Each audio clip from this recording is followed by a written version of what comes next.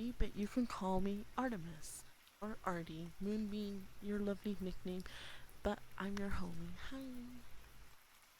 But I'm sorry that you can't eat your lovely food. Hi there, doctor. How are you? Robin, hi. I fell asleep yesterday during the ASMR. You, that makes me tremendously happy. Hi, how are you? So just keep in mind, just wanted to let you know I'm gonna eat food because I am hungry. So just keep that in mind. There will be some eating sounds. So absolute gem, how are you? Thank you so much for the alert, Galaxy. Homie, what's up, Lillian? So we have been sharing her interesting animal facts today. Would you be interested? Yes. Oh my god. I would love to know about interesting facts. I live for facts. Please. Thank you so much for asking, by the way. And Galaxy, enjoy your stay. If you are interested, your choices are between the porcupine, flatworm, or parrot. Oh, I would like to know the porcupine, please. Have a good stream. Thank you, Galaxy, and have a good night or have a lovely day. It's okay, Artie. You need your food to stay as beautiful as you are. Thank you. Hi, son. How are you? Oh my god, Ray. Hi, buddy. How have you been? Oh my gosh. What a large fact. I'm on the highway. What's up, Obi Kenobi? The Perkin mating window is small. Females are open to it for only about 8 to 12 hours per year. But when it rains, it pours. The male Perkin birds opens by climbing on a tree and soaking the. Wow! She likes how it smells and how the. Oh, that's Andrew. The 12-hour mating period is enough to get the female. That's. Wow. Thank you. I appreciate that. Thank you so much for the stretch. Busy. Oh, I'm so sorry that you're busy. Please take the time to unwind, relax, and do your beautiful rituals to stay chill. And Aiden, my sweetheart, thank you so much for being here as well. I am doing quite alright. I just got back from touching grass. Doing okay, been sick for the last 3 days, but I need to sleep to your ASMR. Doctor, stop. I do not have good ASMR. Okay, there are other people who I can already name on the top of my head who will give you the best sleep ever. Thank you for saying that, sweetheart. I had taco for dinner. Yo, what kind of meat was it? Carnitas, beef, calzone, the good. Really hope we all learned something today. I learned today that one of my homies, um, his name means something. Madara! Yo, Madara, thank you so much for boosting the server. Arigato gozaimasu. You do great ASMR. Robin, you are such a sweetheart. I don't know what I did to deserve this, like I keep mentioning. But if your friendship is a gift enough, so thank you. I appreciate it. Appreciate it. Hi there, Philin. It's a pleasure to meet you. Artie, your ASMR's top out of 10. Same with Apollo's ASMR. Y'all both 10 out of 10, both in ASMR and looks. Well, I do put water on my face, so it kind of makes sense. Would have done it again. Honey, no, it's fine. Madara, this is for you.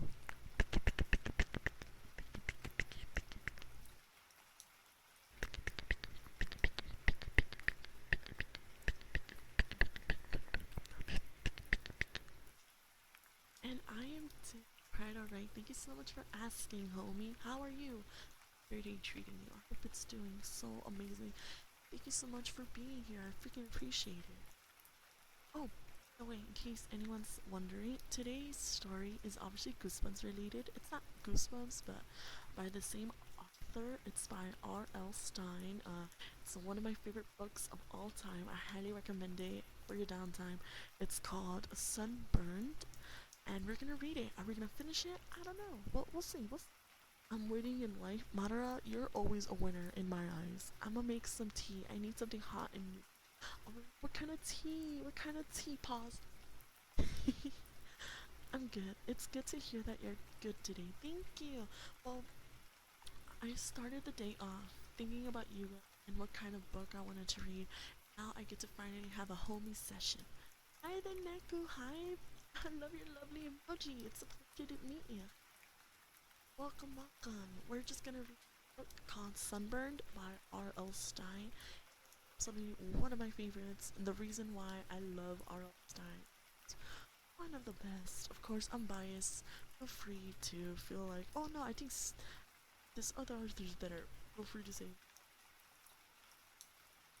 I'm gonna make four red fruits. Manakori, what are you Thank you so talking much for about? following these heavenly Oh goddesses. my god, Have thank fun. you, Snacker, for the lovely follow. You have to do that, sweetheart. Thank you.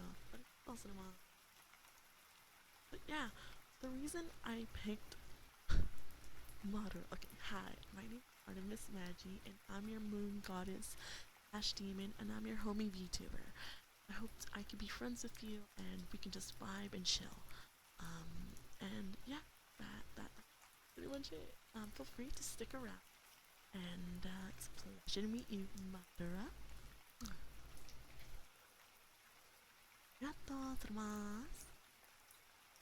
But yeah, the reason I picked this book from R.L. Stein collection is because I love Sunburned. It's like I said, one of my absolute favorites. There's a lot of twists and turns, and the ending, it's just magic. It's just a wonderful, wonderful, wonderful, wonderful, wonderful. Also, PSA, I will have eating sounds. So if you do not like eating sounds, I do apologize. But I'm very hungry, and yeah, I got 3 different teas. I got green tea and lemon, the one I just said, and Earl. Ooh, did you drink Earl Grey tea? Love the way you're really nice. It really brightens my day. Thank you. I think you're very nice too, and I always welcome positive energy, and I always give it back. So thank you so much for being here. I hope that we learn a lot from each other. So, well, if there's any Goosebumps books you would love for me to read, I will happily love to read it for you. But until then, we're gonna read Sunburn. I just wanted to catch up with you guys for a little bit, and anyone that's new here, hi there, lurker. There, homies. Hi there, everyone. I am your homie VTuber, Artemis Magi. You can call me Artemis or Arty, and I hope that you enjoy my ASMR. You I sing the lovely emojis. Arigato, sarma. Arigato. Alright, thank you for the head pat. Oh, hold on. BRB, BRB, BRB, BRB.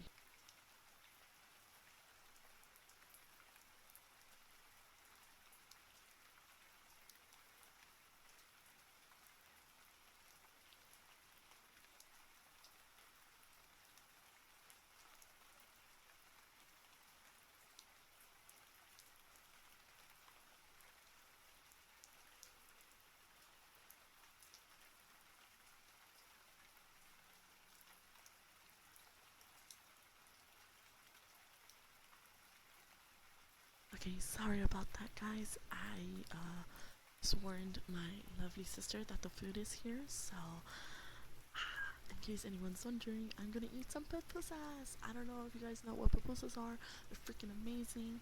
And yes, may your heart be your guiding key. Hi there, Spun. It's a pleasure to see you here again. Hi, hi, hi.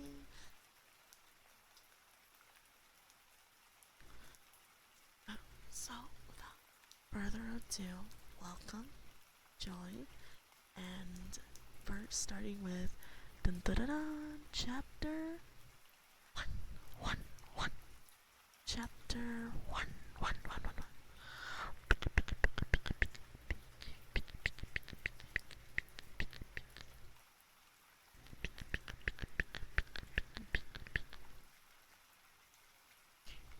Okay, I miss being here so much. The reason I haven't been to stream is because of my Wi-Fi is non-existent in my room. So yeah, and I've been semi-busy at school. I've also had VK, so I haven't had Wi-Fi here either. But now that I got Wi-Fi, the next week I'll move to. Hey, hey, Chris, don't ever apologize. Okay, complete. Okay, you don't have to apologize. Completely understand, and the fact that you even showed up here at all is enough to send damn heart ascending from another. Thank you so much, homie. I appreciate you. Same goes for everyone else. No need to apologize. I totally get it, okay? And Virus, enjoy yourself, okay? Find something to occupy yourself. Read a book, take a walk, you know? Play a board game, you know, make some memories. But thank you. I appreciate you. Don't feel bad. You know, I'll still be here, okay? Even if you can't make it, I'll be here. Why are you always so nice? Not like, homie, listen, come a dime in a dozen, and friends should be understanding when other friends cannot make it. If they're not understanding, then your friends. But with that being said, how can I not understand? I know that if I ever just stream and I suddenly had to cancel, I know you guys would understand. We have this understanding about each other. That's what it's all about. Thank you. Arigatou gozaimasu. Okay. Now, let's begin. Sunburned by R.L. Stein. Chapter 1. Buried Alive. Dun dun dun dun dun dun. Claudia Walker surfaced slowly from a deep sleep. She felt something cool and damp covering her chest and legs. She could smell the salt air of the sea. In the distance, she heard waves breaking on the shore. She wanted to drift back into sleep, but she couldn't. Her face was burning. Oh my gosh, thank you so much for the follow. What the heck? Thank you, Arigato. Thank you so much for the handbag, Cass. Thank you so much for the follow, Admiral. Thank you so much for following these heavenly goddesses. Oh my god, wait, someone raided me. Oh my god, who raided me? Hi, it's a pleasure to meet you. Thank you so much for following these heavenly goddesses. Hi. Have fun. Thank you so much for following these heavenly goddesses. Have fun. Hi there, sweetheart. Thank you so much for following these We're heavenly almost at goddesses. 2,000 followers. Oh Have shit. fun. Thank you so much for sharing your lovely community with mine. Thank you so much How for was your following stream, these heavenly sweetheart? goddesses. Oh, you were doing Have fun. ASMR? It's a pleasure to meet you, the Thank real you so much for following these Charmass. heavenly goddesses. Suck you a squad. Have fun. Oh, do you guys know each other? Just reading a book on R.L. Stein. It's called Sunburned, one of my favorite books, in celebration for Ooga Booga Month. I hope you had an amazing ASMR, by the way. You've known him?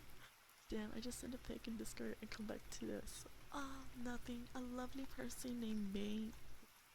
Stream went well. I hope yours is going. Yes, it's doing tremendous. I just started actually. Thank you so much for being here. May I ask, Bay, do you love Goosebumps? You love Goosebumps? What is your favorite book, if I may ask? My favorite is Ghost Beach. Just reading Welcome to Camp Nightmare, and it's spectacular. Stream went well. I repeated myself. I'm sorry. Wow, 4 months, 4 days. We're missing all the fours. Four.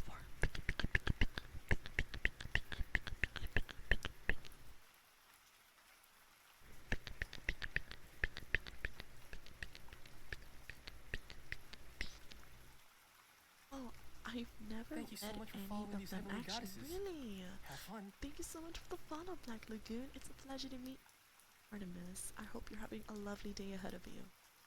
I'm curious. Hi, creature. Oh, I've never read, but I probably would have loved him as a kid. Oh, that's okay. Listen, if you ever are interested in Goosebumps, may I recommend Ghost Beach or Welcome to Horrorland, A Day in Horrorland. It's amazing. The rain in the background finally make me. I love rain sounds. I think it's one of nature's natural ASMR. Damn, only 3 months. Creature, that's a lot. Also, your motto is so gorgeous. Bae, you're such a bae. Oh, you really do live up to your wonderful name. Hi, it's nighttime here, but how was your day? Thank you so much for asking, Black Lagoon. Well, our day was actually pretty nice. Right now I'm gonna eat. Just FYI, I'm gonna eat. And if you do not like eating sounds, I am so sorry, but I'm very hungry, so I hope that's okay. I've been following for more than most people here. Yo, Subwinter, what is happening? So, Virus, I see you. And bang, go do your wonderful stream rituals. You're so amazing. I love your energy. Don't even worry about it. Thank you so much for the lurk, sweetheart. Enjoy your lovely day or night. Watch time. Yeah, watch time does not work.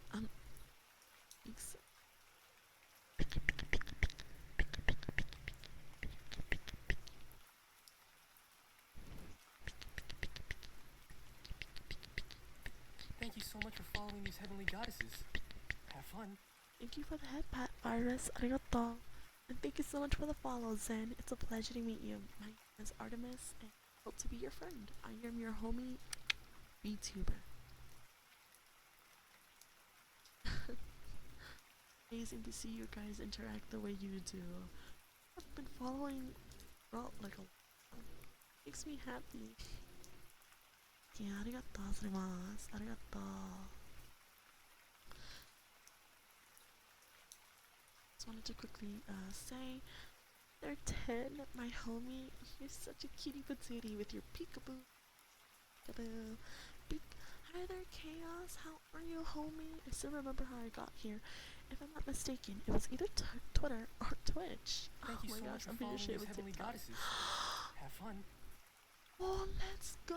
2,000 followers. Thank you so much, Dark, for being my first 2,000 follower. Arigato gozaimasu. Thank you. I'm about to Z. The rain sounds remind me of Florida. That's amazing. Thank you for 2,000 followers, you guys. It's made my day. I'm gonna cry. What's your timeline on your NFL, if you don't mind me asking? I don't know. I wouldn't know, actually, Lagoon. I'm so sorry. Thank you so much for the head pet. I'm so happy right now. Okay, this is ASMR. I have to make you guys sleepy. That's the whole point. Thank you. I never thought I was gonna make it to 2,000 followers. Hold on, 2K followers. Damn it, we ran out of celebration cake. That's okay. You guys are my celebration. I have that effect on people. Dark, in the right place. Ara ara, ara ara, ara ara. I hope that was good enough for you. You progress. Sorry, that's my bad. Creature, why are you apologizing, sweetheart? Are you going to make me go to sleep? It is almost 3 a.m. Why are you here at 3 a.m.? What? Okay, no worries. I was just asking. No worries. Thank you so much for asking. Love answering questions.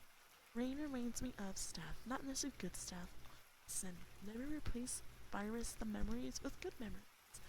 Think of my streams as like a good place. I have pizza left over from dinner.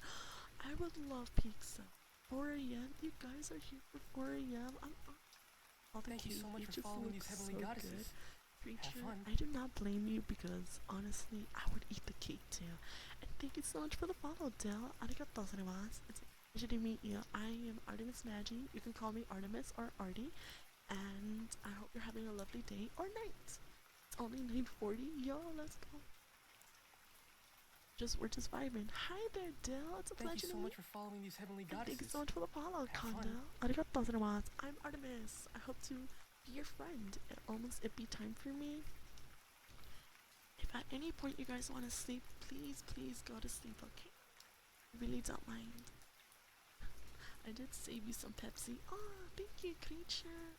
That makes me. Arigatou gozaimasu. Ara ara. Ara ara. Ara ara. Chaos, what is sleep that you speak of? Sleep, I am the moon goddess. How do you not know what sleep is? I'm a weak person because I love taking naps. Hi there, how are you, Kondo? It's a pleasure to see you here. ASMR does help me. That makes me happy to hear, Dark, that you're here this wonderful day and I get to meet you like this. Some say it's destiny.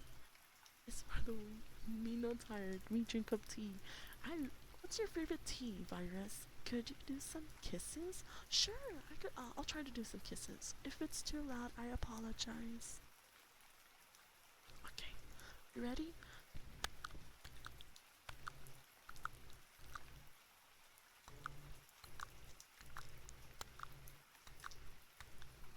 I'm doing very good today. How are you? Also, Dale, was that okay? I hope it was fine for you guys.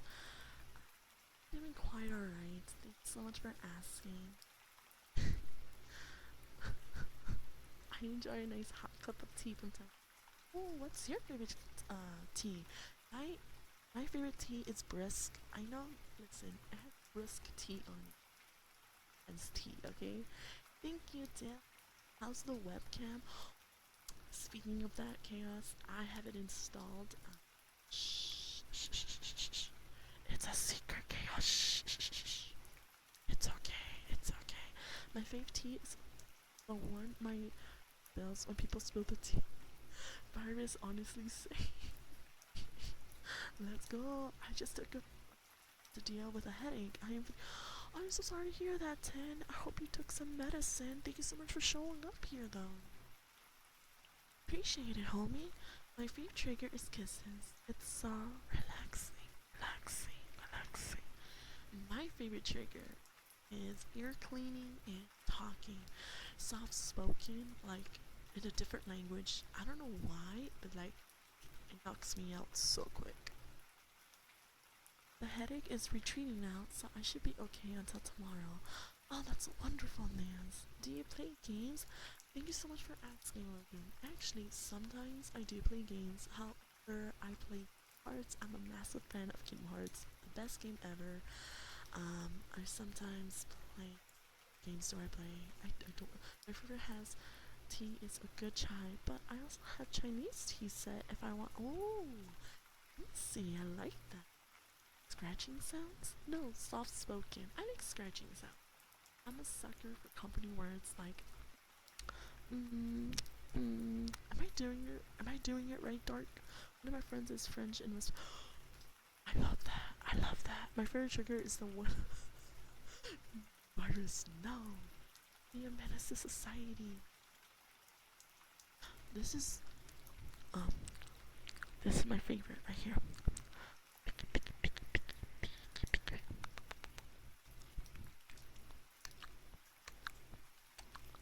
Robin, you want me to insult you? What? This is such a menace to society. Okay, Robin, I'm gonna be honest. You're such a degenerate that just looking at your name makes me wanna step on you.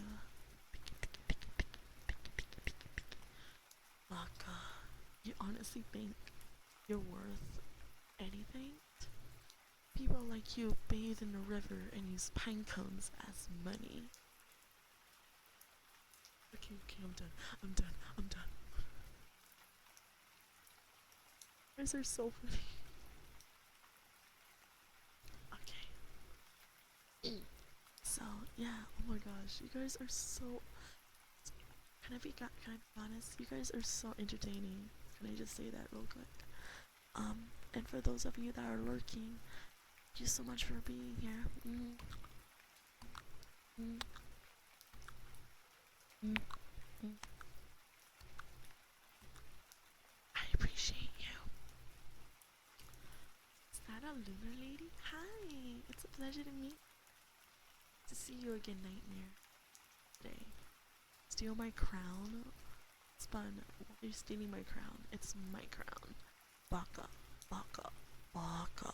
We try and succeed with flying colors. Of course, of course.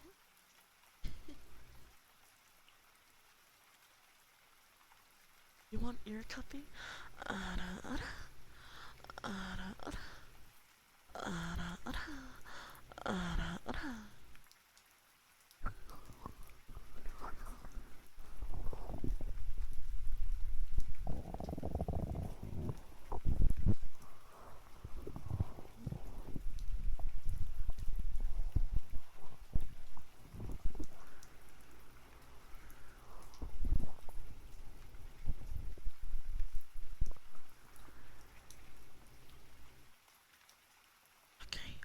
That was good, ear cupping. Thank you so much for the hug, Nightmare. Ear cuppy! I love ear cupping. That's really nice. Oh my gosh. That's a lot of time. And I appreciate it.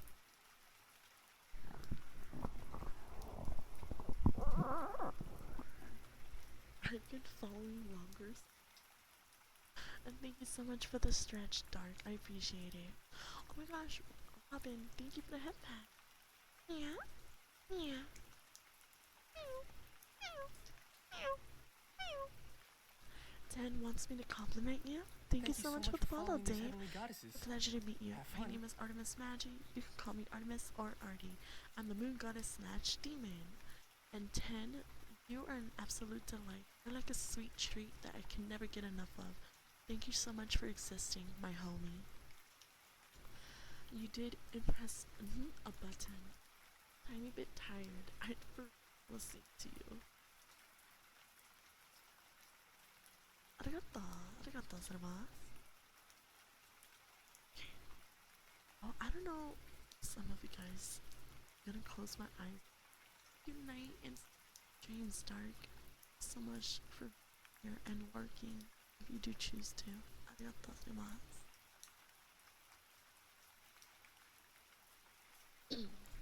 So, it's crazy. Sometimes I would go back to my I'm tired as heck and have work to do. I got a mod. Oh, Subway. Can I just say, people like you, Sub, thank you. Appreciate you for being a mod. And good night to you, Dark again. Compliment, Finn. You're such a good, you're such a good boy. Thank you so much for being here, Robin. I appreciate you. You're an absolute gift to the world, and no words could truly express how grateful I am. Imagine modding. Hi, Taru. Yeah, imagine having a plastic. Isn't that crazy? You're a good girl. You're a good girl. Such a good girl. A good girl. Good homie. Actually, let me rephrase. Anyone else's mind just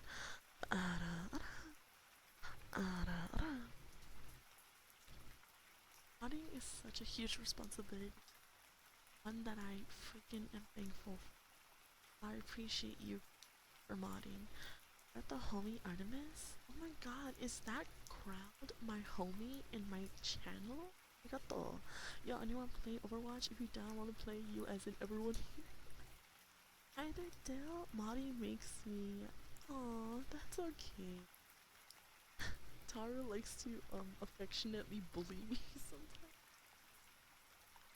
I'm okay with that.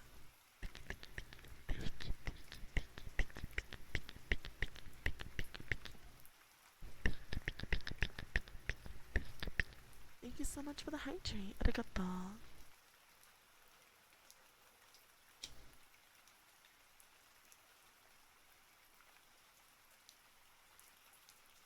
Artemis is too nice to bully. I know, and to think we have a call shifters that do that.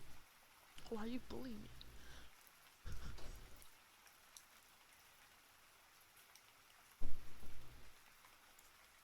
Hold on, BRB. Hold on, I gotta go BRB chat. Hold on.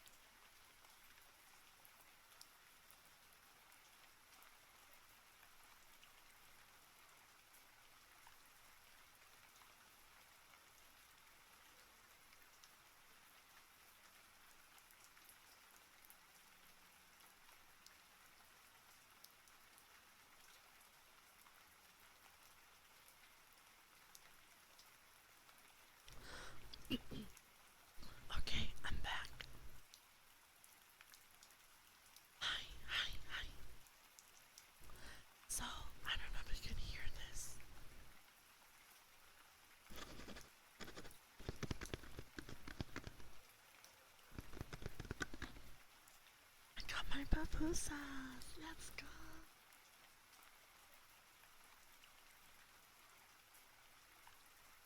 Kill me, Panther. Why would we kill you? You're such a good boy. Why would we end you? So, I have my pupusas. Let's go. Hi there, Panther. How are you today, my homie? We're just gonna read a book called Sunburned. And thank you so much for the lurk. I appreciate it. Arigatou gozaimasu.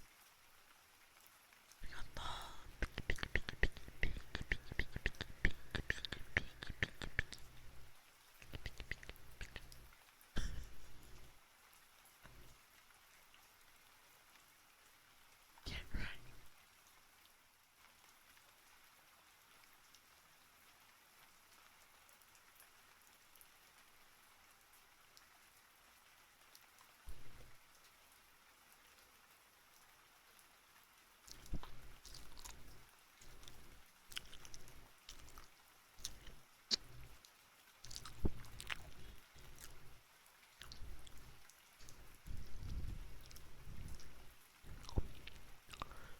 Thank you so much for the lurk. Oh, sorry, Laku. I'm just eating my pupusas. I apologize. Okay, I'm gonna start reading, okay? Okay, let's continue. She tried to open her eyes, but they seemed to be swollen shut. She struggled to sit up, but something, a thick, heavy weight, pressed down on her. Her eyes opened a crack and she saw flies buzzing around a mutt of dried seaweed near her head. A sand fly skittered across the sand. The fly buzzed toward her, its green eyes twitching. A thin, hairy leg touched her chin. Moving steadily, the fly walked across her lips. Claudia tried to brush it away, but couldn't raise her hands. She struggled to move as the fly made its way across her cheek toward her swollen eye. The harsh afternoon sun beat down. Claudia licked her lips. They were blistered and crackling. Her throat was parched and it hurt to swallow. Why can't I move? What's holding me down? Finally, Claudia forced her eyes open all the way. A mountain of sand was piled over her. Her entire body lay buried beneath it. I've been buried alive, she realized. Wow, we're in chapter 1 and it's already getting good.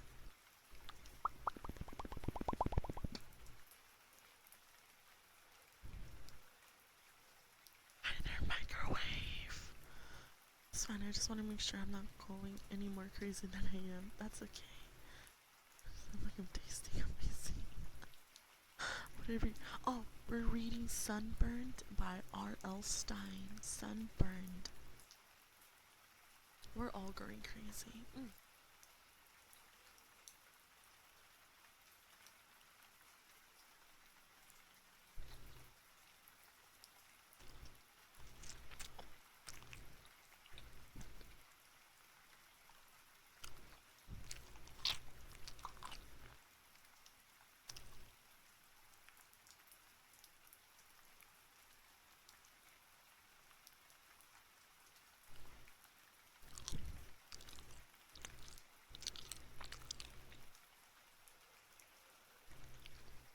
Hi there, Gia. How are you, homie? Arigato so much for being here. I appreciate it.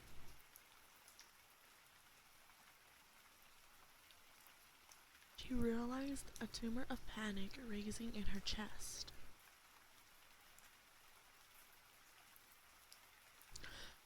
With great effort, she raised her head high enough to see ocean. Waves lapping closer. The tide was coming in, Claude realized. I've got to get up, got to get out, or I'll drown. She tilted her head back against the hot sand and uttered a cry for help. Her voice cracked. Her dry throat ached.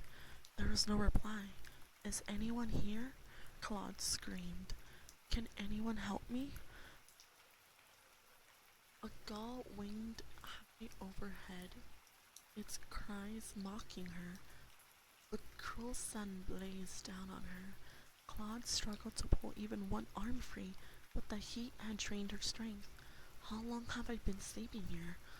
How long have I been buried? Where are my friends? Her temples began to throb, raising her eyes to the bright, cloudless sky. She felt dizzy.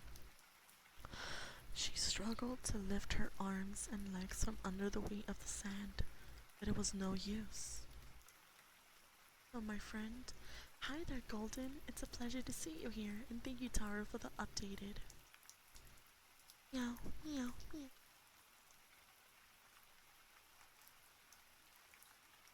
Her heart thudded heavily in her chest.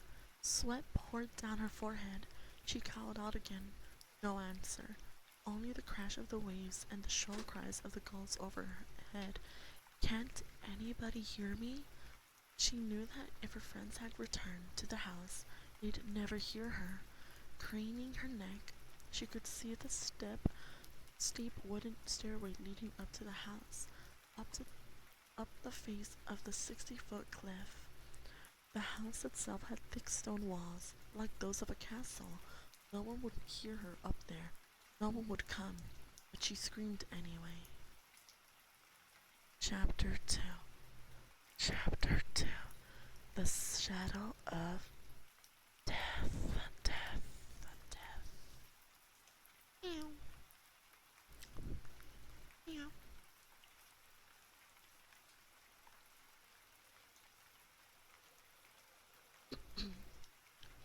Dear Claudia, how the heck are you?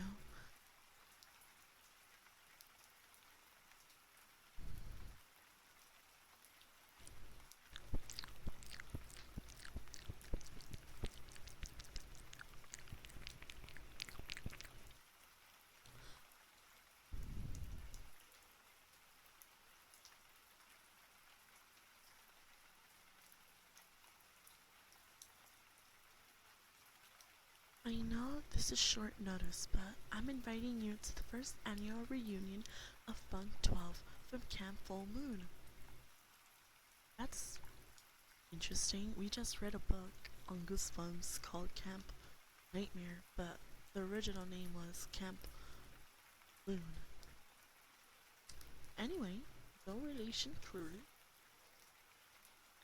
The four of us had such a short time together last summer that I got to thinking it would be great to see one another and catch up. No, none of us have been too terrific in the letter writing department, especially me. My parents will be away for the first week in August. They told me to invite some friends to stay at our summer home on the beach so I won't get lonely. So how about it, Claude? Can you come? It'll be just the four of us from Bunk 12. You, me, Sophie, and Joy. I hope you're having a really boring summer in Shanghai. So you'll say yes? I promise it won't be boring here. Please come. From Maria. That letter was how Claudia came to be on this lonely beach. Although surprised by Maria's invitation, Claudia had accepted at once.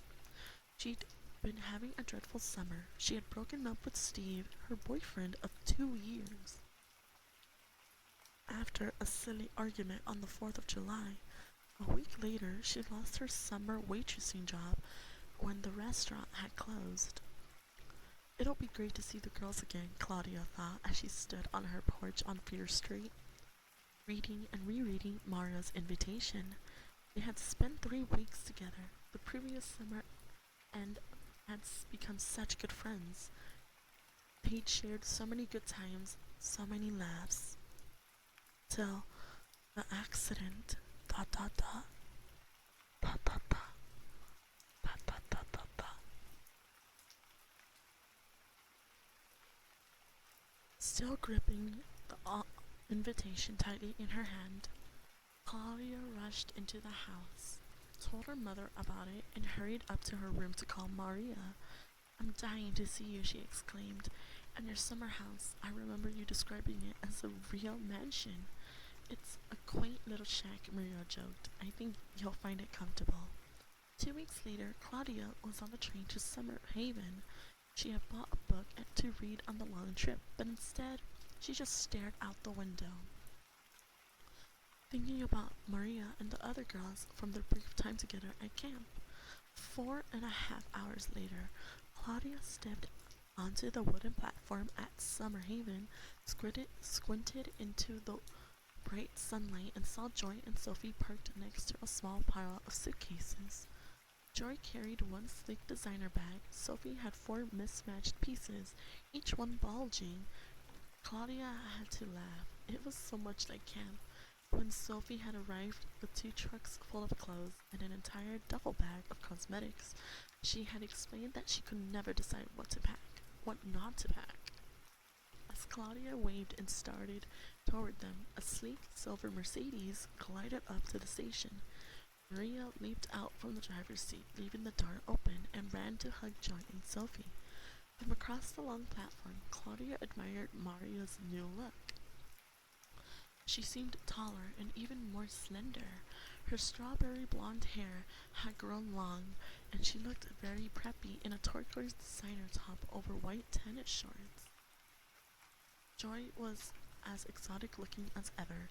She had slightly slanted green eyes, olive skin, dark, full lips, and straight black hair, which fell loosely down her neck, nearly to her waist. Sophie hadn't changed either, Claudia saw. She was still the shortest of the floor, with frizzy, light brown hair flopping on top of her round face. She wore wire-rimmed glasses to make her look older and more sophisticated, but Sophie still came across as about 12. Joy was the first to see Claudia. Claude! She shrieked, loudly enough to make everyone at the station turn to stare at her.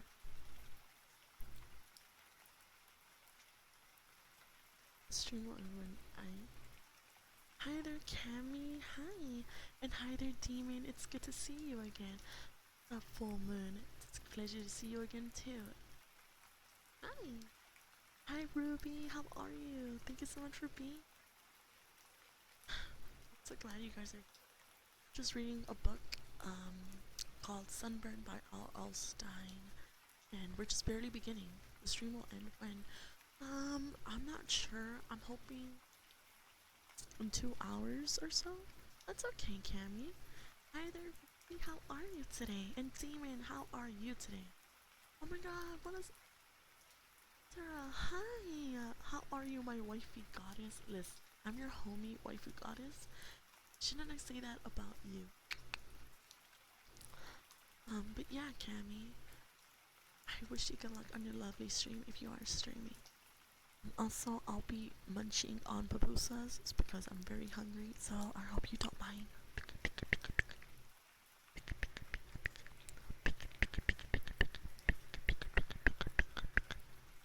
That's a new title.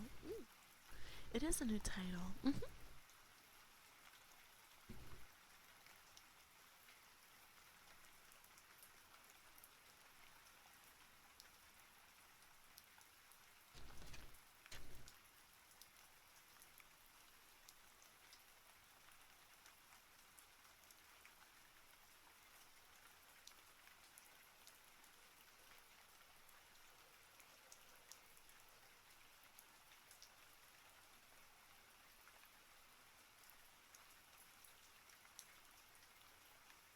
Demon, it's always, your vibrant energy is always welcomed. Gio, you're such a good boy. This one is for you, my love.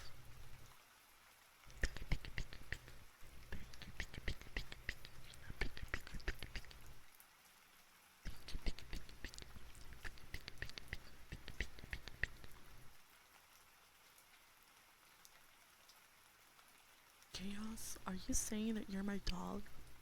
When did this happen?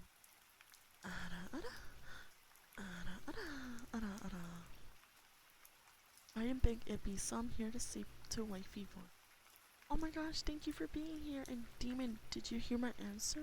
I'm so sorry. Chaos, you goddamn menace to society.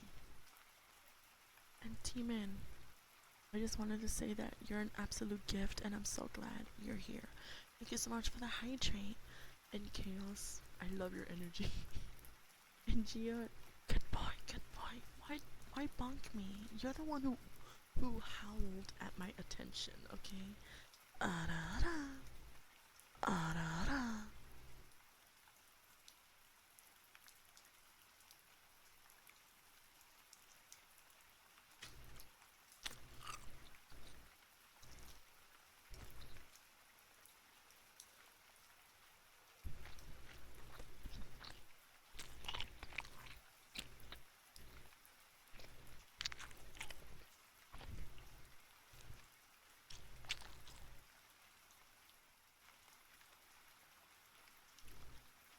Damn, this pupusa is so good. Thank you so much for the hug. I appreciate it. Arigatou gozaimasu. Arigatou gozaimasu. Okay.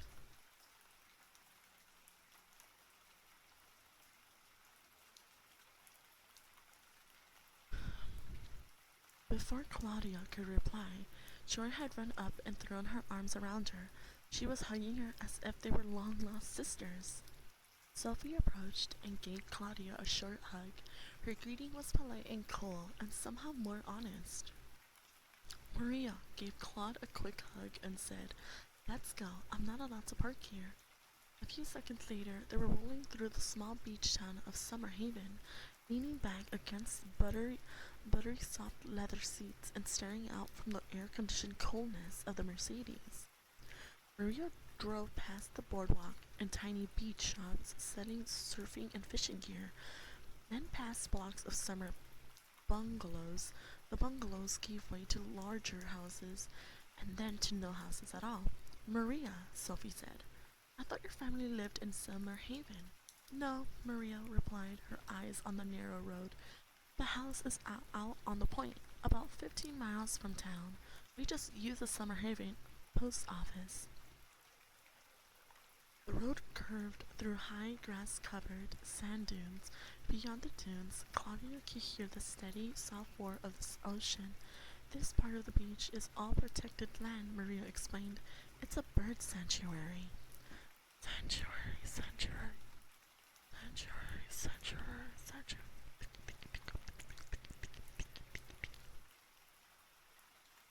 They drove through miles of sanctuary. Once out of it, the road narrowed even more, becoming a gravel path, wide enough for only one car. Claudia gasped out loud as the Drexel mansion. Senator rose up in front of them. Maria had shown her snapshots of it at camp, but they didn't come close to portraying the size of a beauty at the enormous house. "Hi there, Memer, my absolute sweetheart. How are you?" "Oh, good to see you. I love the ASMR, but it's making me too relaxed to play games, and I don't care because I need to play because I got nothing else to do, and I need your heavenly voice. Thank you, Virus. It's both a blessing and a curse. I would, if there's a setting you need to mess with, because your mic seems to not be. There's a reason for that, Demon. I just don't want any too much background noise. And thank you so much for the head pat, Gio. I missed you. I missed you. I've been so good for the past 2 days. That's wonderful to hear, Memer. I'm so glad you remembered me. Hi there, Valor. Thank you so much for the lark. Enjoy your lovely day or night. And thank you for being here.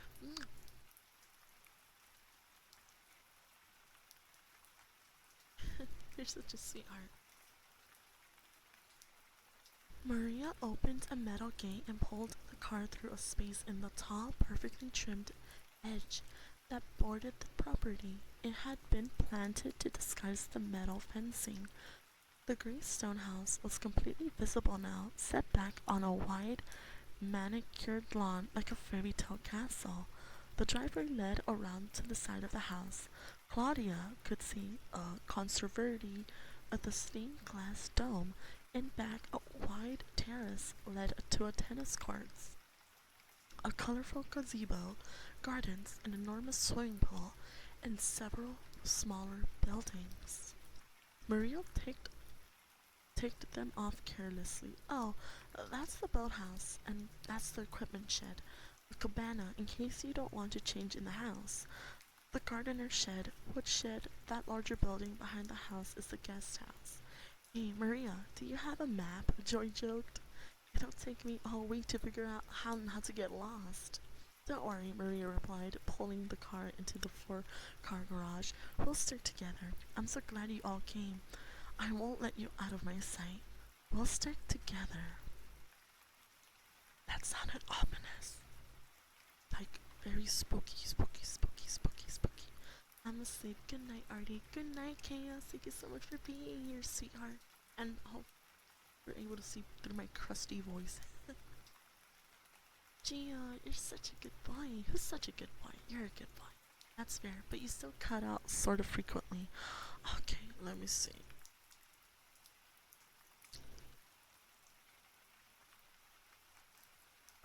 Okay, hopefully this is much better. Thank you so much for the head pat. I'm here just playing Diablo. I hear that's an amazing game. And thank you so much for the stretch, sweetheart. I'd appreciate you.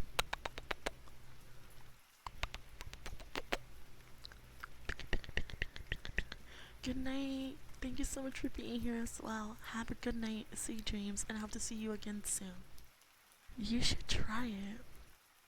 Oh my gosh, I am not a big gamer when it comes to Diablo, but maybe if someone gets it for me, I would be down for it, I suppose. It's great seeing you again. Memer, you are the Riz Master. Arara. Arara. Arara. Okay. I hope this is. Can you guys hear me? Let me know if you guys could hear me. I don't want to be too loud.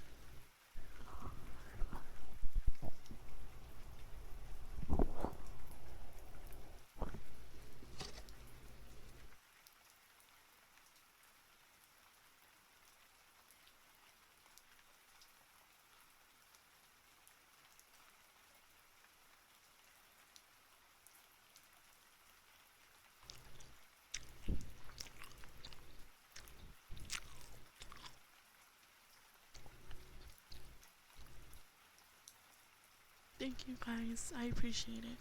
And Demon. Oh, okay. That makes more sense. Thank you so much for that. Your information. I'm gonna try not to be too animated. Believe it or not, some of you know this, but I'm pretty animated whenever I do just chatting streams. So I'll just save that energy for when we do that. Unless my PC. No. Demon, trust me, you're fine. In like 30 minutes, a cute slime will raid you. Oh, Cammy, I appreciate it.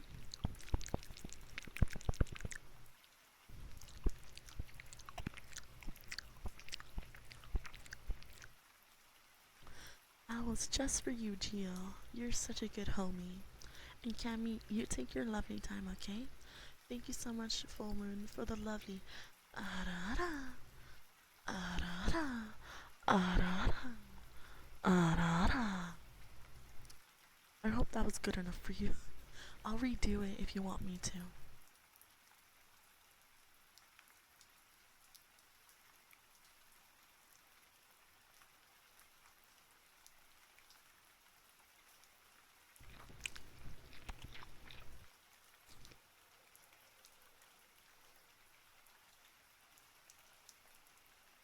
Oh my god. To my favorite person DJ. in the world.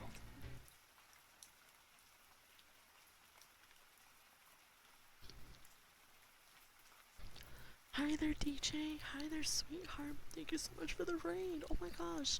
How are you? How was your lovely stream?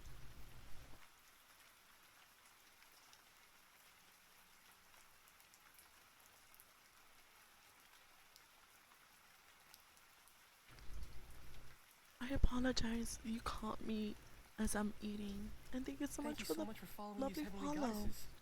Have fun. Pleasure to meet you. Thank you so much for sharing your lovely community with mine, DJ. I freaking appreciate it. I'm glad that it was chill because honestly, DJ, you're like the most wholesome, chillest person I know. you're not allowed in the raid. Sad, but at least I will make people discover a goddess in ASMR. What do you mean? What do you mean? What do you mean, Cammy? It's okay. Any size of raid, I'll freaking appreciate it. Please know that. The very unfortunate thing that happened is that my headphones died completely, so they won't charge. I hate when that happens.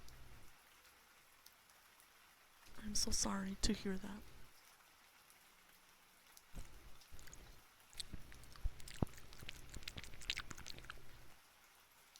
I apologize. I'm eating because I'm also very hungry.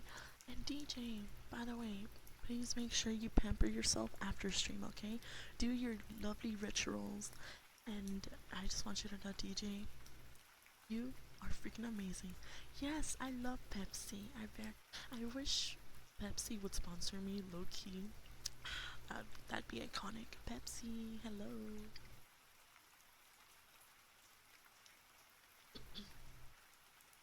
I ordered a new pair recently. Should be ready to pick up soon. Oh, congratulations, Memer. I love that for you. Congratulations.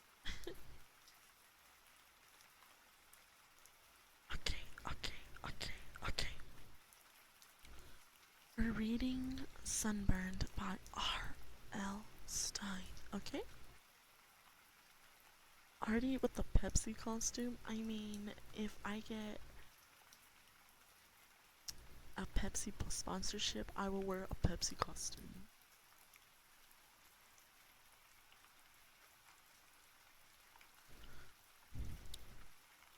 I could make it work.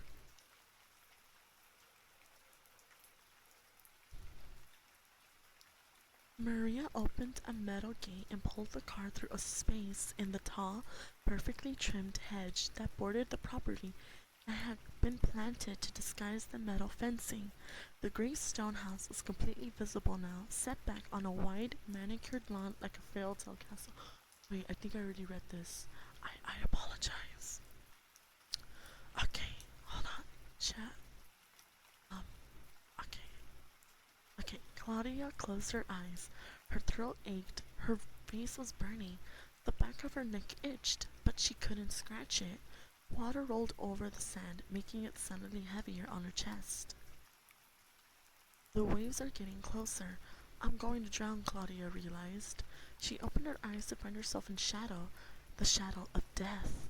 It's getting darker, darker, darker, darker, darker. Death is closing in. As Claudia made one last frantic struggle to free herself, the shadow rolled silently over her. Dun dun dun dun dun dun. Chapter 3. Chapter 3. First accident. Accident. Accident.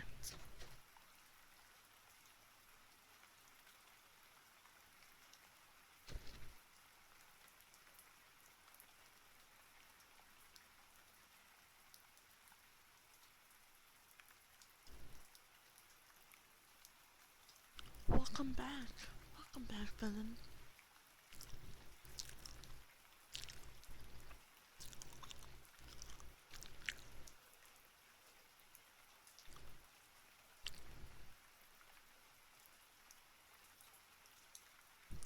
This is the description I made of you two. It's two sisters. They started streaming not too long ago. They are so freaking funny. On a side, you have a Pepsi lover. Little Pepsi lover. And on the other one, you have a sussy sister. Sussy, but very, very kind.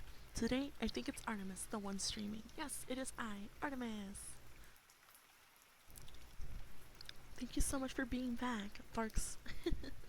You're so silly. May your heart be your guiding key. And yes, I love awa awa. Awa awa. Awa awa. Awa awa. Awa awa. Awa awa. Awa awa.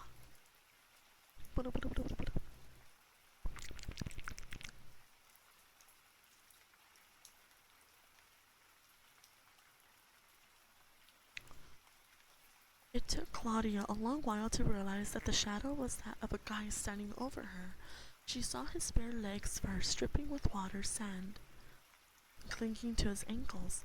Gazing up into his face, she uttered a soft cry of surprise. His dark eyes stared down at her. His short black hair was wet, matted to his forehead. He had muscular arms crossed in front of his chest. He wore long, baggy, orange swim trunks. "Do you need help?" he asked softly. "Yes," Claudia replied, quickly, struggling to nod her head. I- I'm stuck. I'm stuck." A wave crashed against the shore. Fluffy white water washed up nearly to Claudia's face. The barge started shoveling away the heavy, wet sand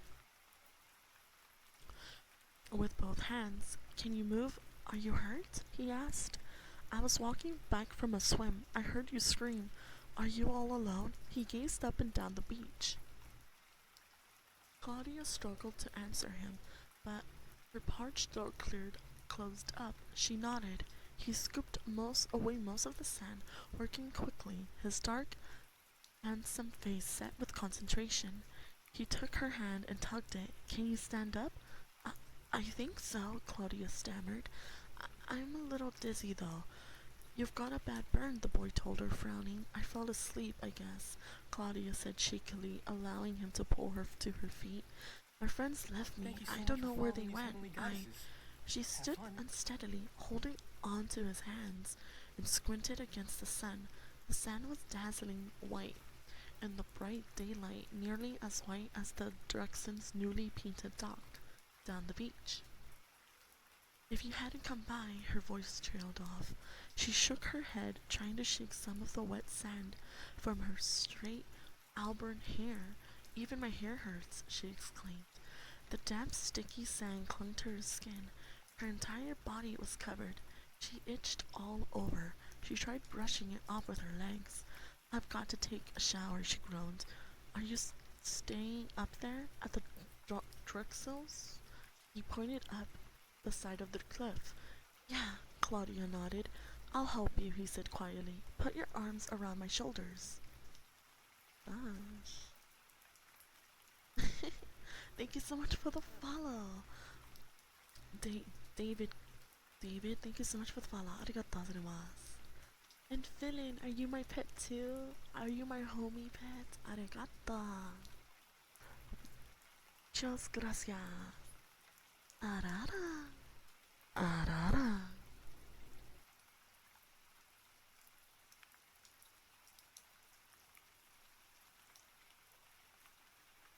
She obediently followed his instructions. His skin felt surprisingly cold. From the ocean, she realized.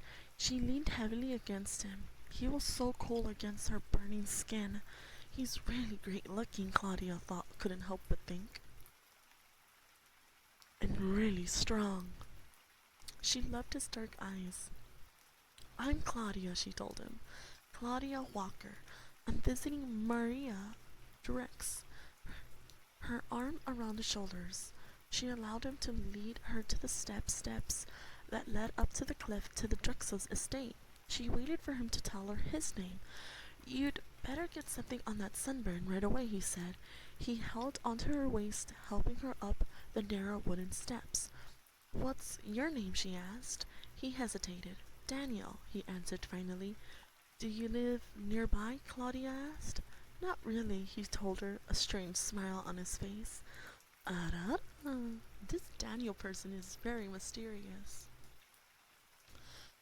Is he laughing at me? She wondered, feeling some regret. She realized she wanted Daniel to like her, but he just thinks I'm ridiculous, buried up to my head, my face burned red as a lobster. At the top of the stairway stood a chain metal gate. Claudia grabbed the gate and pulled. It clanked but didn't move. "It's always locked," Daniel told her. "The Drexels keep the property very well secure. They also have a guard dog." He bent over and searched the low shrubs until he found a black metal box.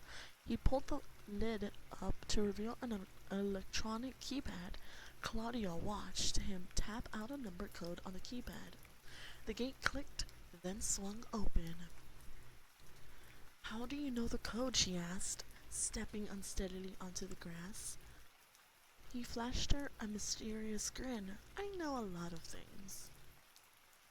Feeling stronger, Claudia made her way quickly across the grounds, past the tennis courts and pool, toward the back terrace of the house. As she neared the terrace, she saw Maria behind a sliding glass door, a startled expression on her face. The door slid open and Maria came running out, dressed in her tennis whites, followed by Joy and Sophie. "Claudia, what are you doing out here?" Maria cried. "We thought you were upstairs." "Huh?" Claudia managed to gasp. You you left me down there to fry." "No," Joy cried. "After we buried you, we went for a walk. When we came out, Maria said you'd gone back to the house. So we came in too." "I can't believe you left me buried in the sand asleep," Claudia cried angrily. "We honestly didn't see you," Sophie protested. "Ow! Look at her face," Joy said. "We didn't know you were still there. How did you get back in here on your own?" Maria asked. "Daniel helped me," Claudia told her. "Who?" If it hadn't been for Daniel, Claudia started and turned to introduce him. There was no one behind her. He'd vanished. Dun dun dun dun dun dun. "Hi there, Cosmic," he flashed her. "Cosmic, you're such a bad boy." "Man, this is heaven. Thank you, Philin. You're such a good person. Thank you."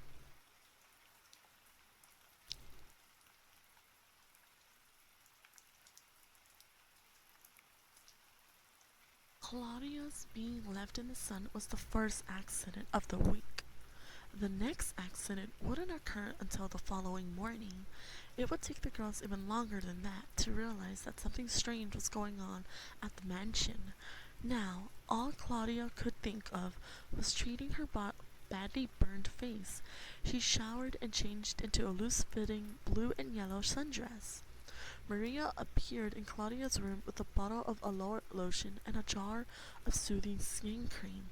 She made Claudia drink an entire bottle of water. "I'm so sorry, Claudia." Thank you so much for following these "Really?" heavenly goddesses. Maria kept repeating. Have fun. "I'll never forgive myself. When we got back from our walk, we took the other path up the dunes. I just assumed." "Thank you so much for the follow, adventure. It's a pleasure to meet you. My name is Artemis. And as you can tell from the lovely Geo, we're reading Sunburned by R.L. Stein. Please stay a while and enjoy your day or night."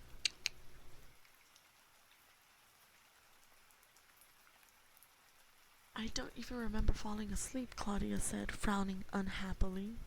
As she studied her scarlet face in the dresser mirror, "It must have been that new anti antihistamine my allergy doctor gave me," she groaned. "This is going to blister. Then it's going to peel like crazy. I'm going to look like a monster." "I think you look great," Maria said unconvincingly. "I like your hair. You're letting it grow?" "Yeah." Claudia pulled her auburn hair back. Then she rubbed more cream onto her face. "I'm never going in the sun again," she murmured. Dinner was served in a large formal dining room, with the four girls huddled at one end of the long marble-topped table. An enormous crystal chandelier hovered low over a centerpiece of white and yellow flowers. "This is a little too fancy for me," Sophie confessed, gazing uneasily about the room. "You're going to have to tell me which fork to use." "I don't think so," Maria replied dryly. "We're having cheeseburgers and french fries for dinner." They all laughed. It seemed funny to eat cheeseburgers and french fries in the midst of all the splendor. "Alfred is barbecuing the hamburgers out on the terrace," Maria told us. "At least, I hope they're hamburgers. Alfred is very nearsighted. He could be barbecuing the dog and wouldn't know it." Sophie and Claudia laughed, but Joy groaned and pretended to gag. The three girls had met Alfred when they arrived. He was a jolly, plump, middle-aged man with a pink bald head and a tiny gray mustache perched under a bulbous nose. He was the only servant on duty for the whole week. Maria had explained the others had been given the time off by her parents. He entered the room now, carrying a large silver salad bowl in both hands. "I'll serve the salad, Alfred," Maria told him. "The hamburgers are almost done," he informed her, settling the bowl down beside her on the table. His shoes squeaked as he left the room. Maria stood up and began filling the china salad plates with salad. "We've got so much catching up to do," she said excitedly. "I've missed you guys. I really have. I apologize for not writing more." After passing out the plates, Maria sank back into her chair. All four girls lifted their salad forks and began to eat. "Well, who wants to go first?" Maria asked, smiling. "Who wants to tell what's new and exciting in her life?" There was a brief silence. "Don't everybody answer at once," Maria joked, rolling her eyes. Claudia chewed on a cucumber slice, thinking hard. What was there to tell? It hadn't been a very exciting year for her. She glanced around at the other girls. To her surprise, she saw that Joy's expression was contorted. By what? She didn't know. "Joy?" Claudia started to say, but her voice was drowned out by Joy's high-pitched scream of horror. Chapter 4. Chapter 4. The Ghost Boy. Dun dun dun dun dun dun.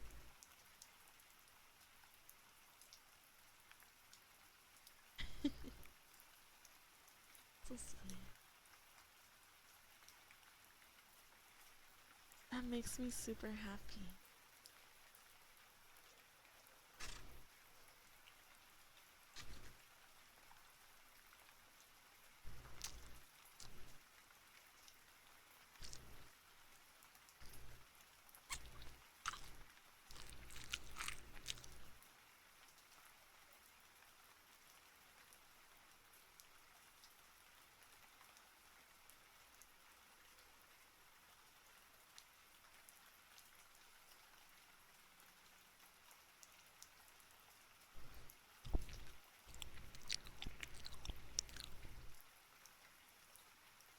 I apologize. I'm eating, that's why. Okay, let's continue. Still shrieking, both her hands tugging at her hair, Joy leaped up from the table. Her chair toppled backward, clattering noisily against the bare wooden floor. "Joy, what is it?" Maria screamed. "What?" Trembling all over, Joy removed that one hand from her hair and pointed a trembling finger at her salad plate. Claudia leaned over and peered at the plate. She made a disgusting face when she saw the fat brown worm crawling on a lettuce leaf. Sophia jumped up and wrapped her arms around Joy's shoulder. "What's wrong? What's the matter?" "It's a worm," Claudia said quietly. "A big brown one." Joy covered her face with her hands. I, I'm I'm sorry," she stammered. "I didn't mean to frighten you, but you know how I get. I mean, you know I have a thing about bugs and worms." Sophie hugged Joy tighter. Maria was calling loudly for Alfred. "I've had a thing about bugs," Joy repeated, ever since camp." None of us had been the same since camp, Claudia thought sadly. Not since the accident last summer. But she didn't want to think about that now. She wanted to enjoy this week, to have fun with her friends, and not think about what happened last summer.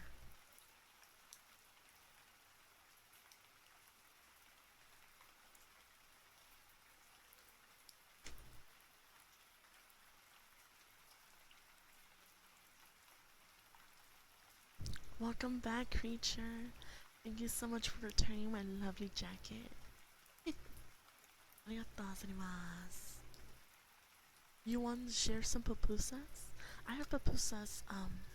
If you want some, you gotta ask nicely.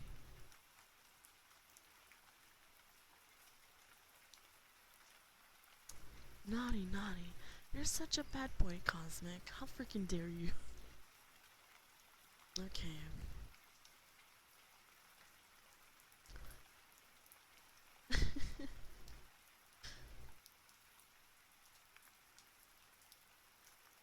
Alfred came bouncing into the room, concern on his pink face.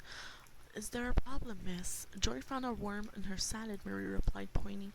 Alfred's mouth dropped open for a second, and then he quickly regained his composure. "I'm so sorry," he said. Scurrying to gather up the plate, he held it close to his face, searching for the worm. "The lettuce is locally grown," he said, and quickly disappeared with the plate. When he was gone,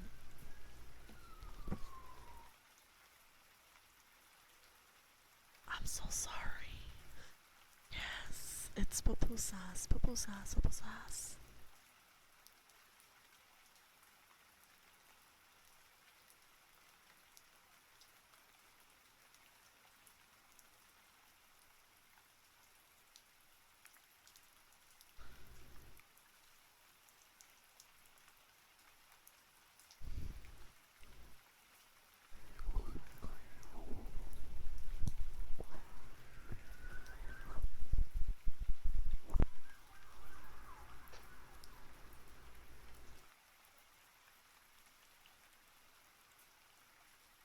Hi there, Philin. Hi.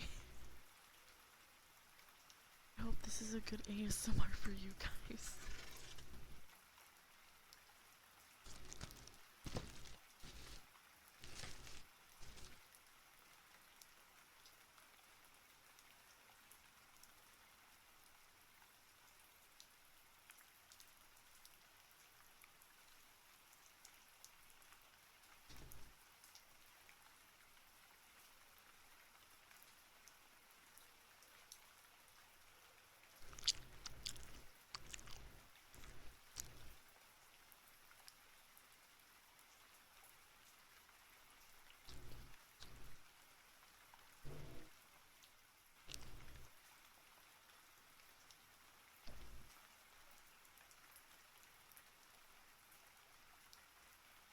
I appreciate it. Thank you so much. Thank you so much for following these heavenly goddesses. Thank you so much Have for the fun. follow, John. It's a pleasure to meet you.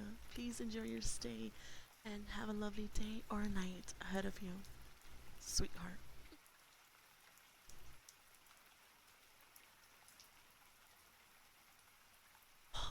Also, guys, I have some Pepsi with me, so let's freaking go.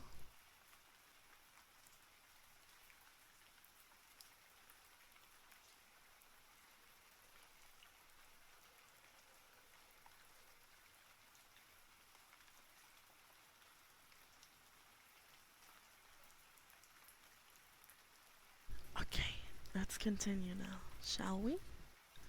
Ara ara, ara ara, ara ara, ara ara. Thank you, creature. I appreciate it. And Philin, your energy is so amazing. Cosmic, don't be a bad boy now. No, no, no.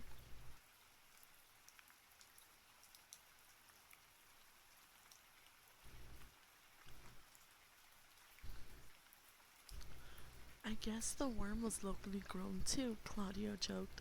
Sometimes Alfred is weird, Maria said, shaking her head. I wish he'd get glasses. He'd serve up fewer worms if he did. Joy bent to pick up her chair. She seemed to be recovered as she pushed her black hair back and sat down, her green eyes flashing to life. Joy was old.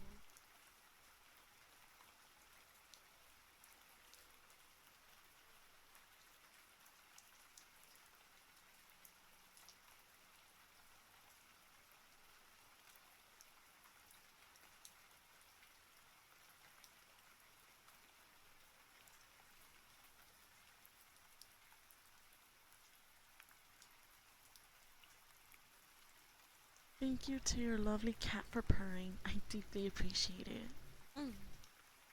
Arigatou.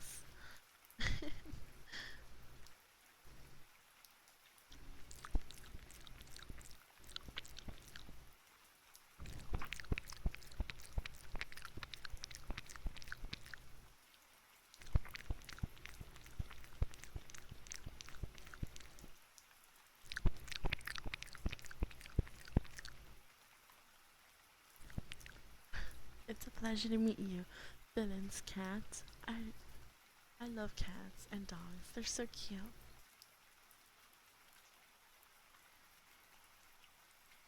Okay, I'm taking my sweater back.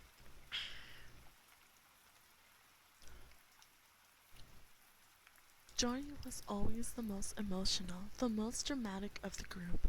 Claudia remembered, watching her friend, she guessed that that's why she'd always liked her so much.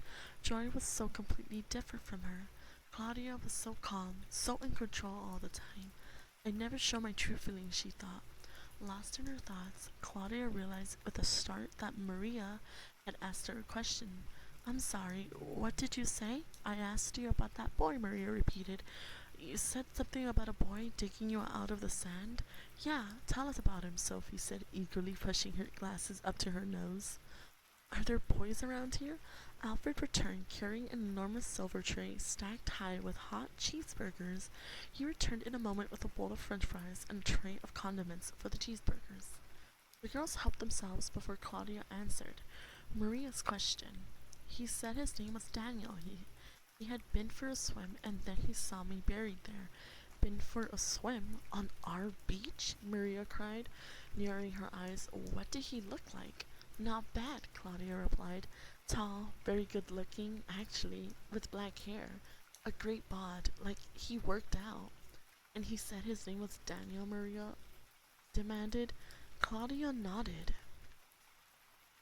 Strange. I've never seen him around, Maria said thoughtfully. In fact, I've never seen any boys on our beach. You must know him, Claudia insisted. He knew the code to open the back gate. Maria dropped her cheeseburger onto her plate. Huh? He let me in, Claudia told her. No way. That's impossible, Maria insisted. Her blue eyes revealed some fear. A strange boy knows the code to our gate? Come on, Claude. How long were you out in the sun? A long time, thanks to you, Claudia replied, surprised by her own anger. You hallucinated this Daniel, Maria told her. Hallucination one for me, Sophie joked. Everyone laughed. He was real, Claudia insisted. He saved my life. She took a bite of a cheeseburger. The tomato slid out from the bun and dropped into her lap. Not my day, she murmured, struggling to pick it up. But there are no boys around here, Maria heatedly said. There couldn't be a boy. Who knows the code? There couldn't be a boy who... She stopped in mid-sentence and uttered a silent gasp, raising a hand to her mouth at the same time. Her blue eyes grew wide and her forehead became lined in a frown. Maria, what's the matter? Did you find a worm too? Joy demanded anxiously, holding her cheeseburger in front of her with both hands. Oh wow, Maria muttered, ignoring Joy in her question. Maria shook her head. Wow. She raised her eyes to Claude's, stared intently at her across the table. What? What is it? Claude said, reaching to Maria's hand. It wasn't a boy, Maria told her in a hushed whisper. I know who it was, Claude, and it wasn't a boy, Maria. Maria, what do you mean? It was a ghost, Maria said, her hand trembling under Claude's. It was the ghost boy. Dun dun dun dun dun dun. Chapter 5. Chapter 5. Rar, rar, rar, rar, rar. Not the cheeseburger. Thank you so much for following these heavenly goddesses. Have fun. Thank you so much for the follow, Raisin.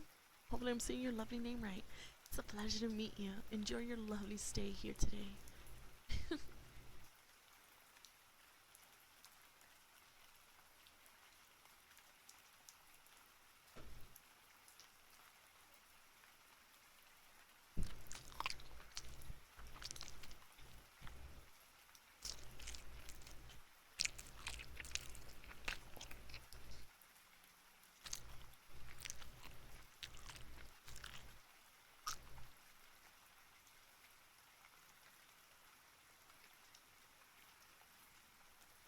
Thank you so much for following these heavenly goddesses. Have fun. Thank you so much for the follow, Optimus. It's a pleasure to meet you as well. My name is Artemis Magic. You can call me Artemis or Arty. Also, Dylan, when you are a VTuber, I wish you the best of luck, and I hope you enjoy it.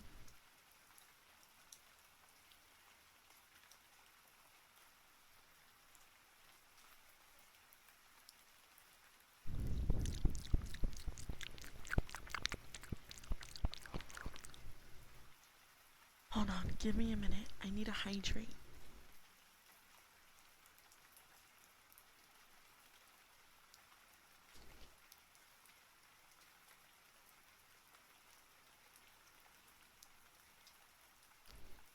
Mwah!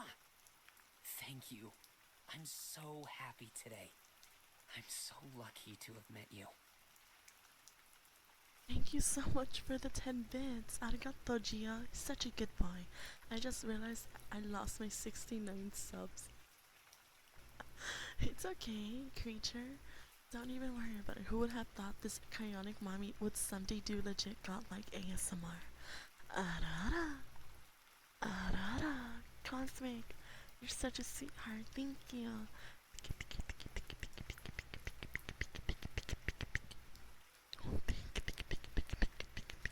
Creature, why did I just have that same thought, if I'm being honest?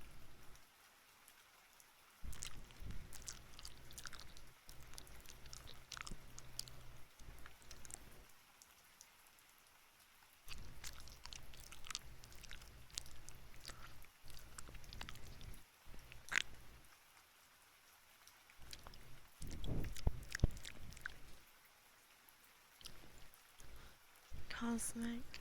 No, you're the sweetheart. You're an absolute gift to the world.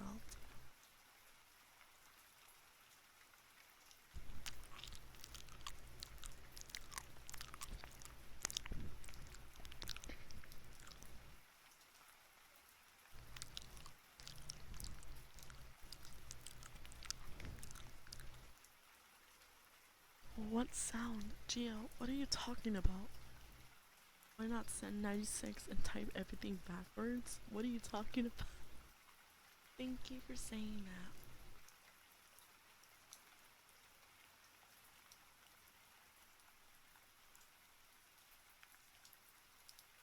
Good night, memers. Sweet dreams, my sweet homie, and I hope you have an amazing day.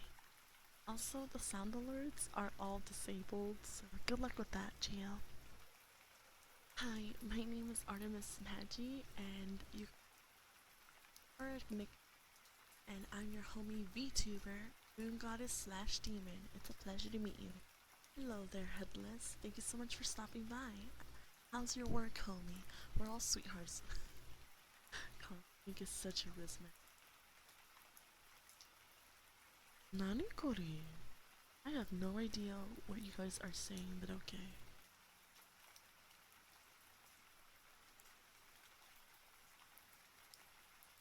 Hard B would.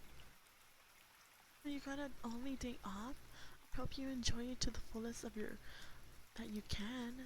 Thank you so much for spending the time with me. I appreciate it. Hi, my name is Artemis, and you're watching the Cosmic. Shut up, Cosmic. I wanted to try and stream today, but I need to rest. Headless, please rest up, okay? Do not feel like you have to. I'll just wait till next time then. Gio, what kind of sound alerts do you want? Have a good night, everyone. Good night, Felin. I hope you're having a wonderful, sweet dreams. Thank you so much for being here, and this is your homie.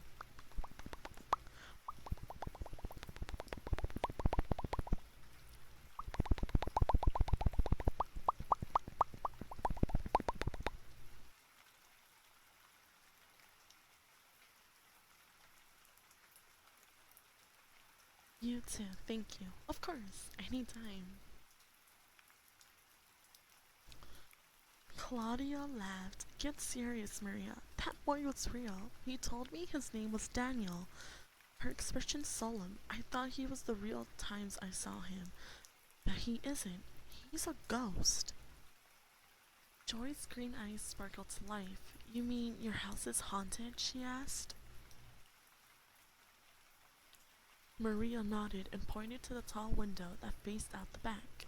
He lives in the guest house, I think, she told Joy.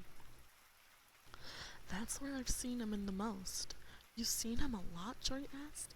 Sophie shoved her plate away and stared intently across the table at Maria. Claudia's mouth was twisted in a spectacle smile. Once I saw him on the tennis court, Maria said, her blue eyes darting from girl to girl. He was dressed in white, in old-fashioned clothes, very starched. He was holding a weird tennis racket made of wood, I guess. He had the saddest look on his face. I waved to him. Did you play tennis with him? Claudia asked sarcastically. Maria shook her head, ignoring Claudia's tone. He turned toward me and realized I could see him. He stared at me for a second, that sad expression on his face. Then he disappeared. She snapped her fingers. Proof! Into thin air. Claudia narrowed her eyes and studied Maria. You're serious, aren't you? She said. Yes, it's all true, Maria told her. But this boy had to be real, Claudia protested. He shoveled away the sand with his hands. He pulled me to my feet. I touched him, Maria. I had my arm around his shoulders. Solid shoulders. Real shoulders. And he didn't feel strange to you? Maria asked. Well, Claudia hesitated. His skin was very cold, but see, Maria slapped her hand triumphantly on the table. His skin was cold because he's dead, Claude. Claudia's mouth dropped open. He told me he had just been swimming, she said, thinking hard. His skin was cold from the ocean. No, Maria shook her head. That was his excuse.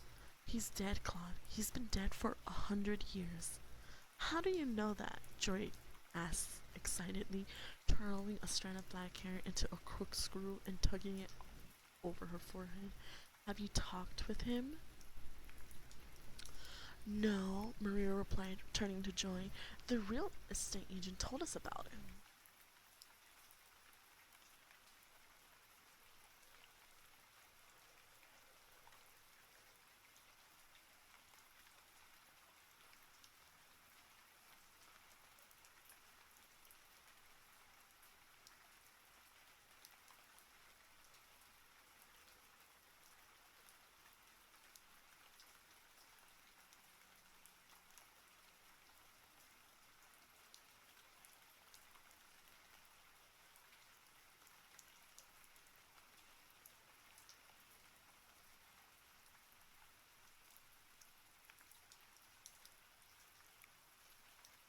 Hi there, Jet. Thank you so much for being here.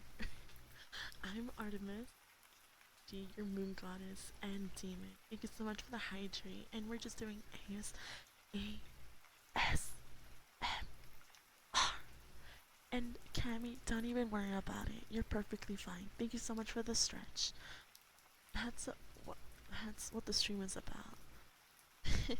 And also for the sound alerts, I look forward to it. Thank you.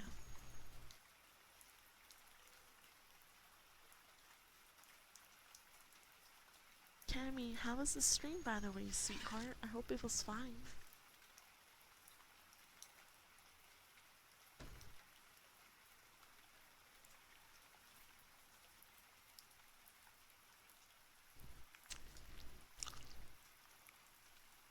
Thank you so much for following these heavenly goddesses.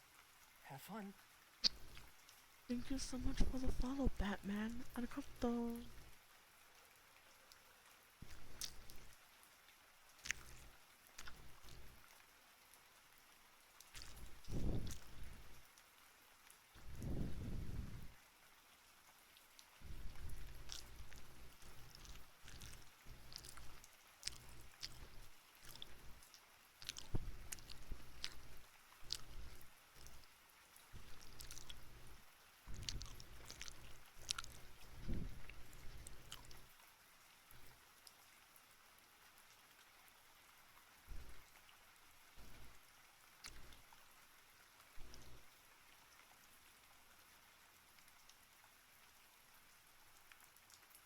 He said a boy had been murdered in the guest house 100 years ago.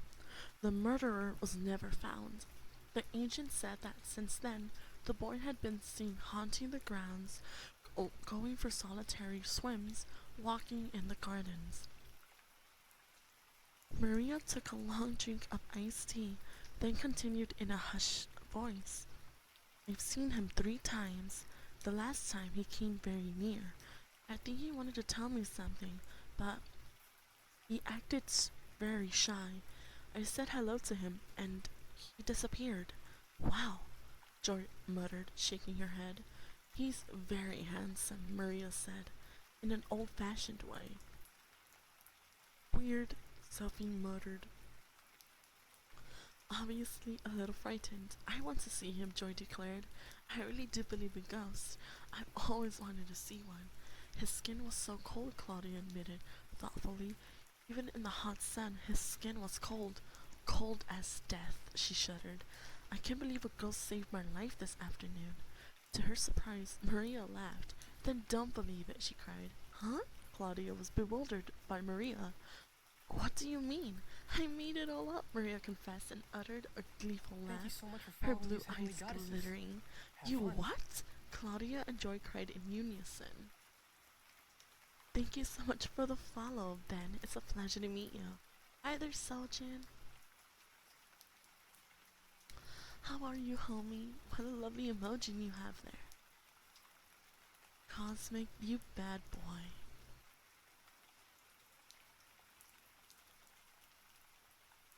Sophie pushed her glasses up on her nose, stunned. I made it all up, Maria told them, unable to hide how pleased she was.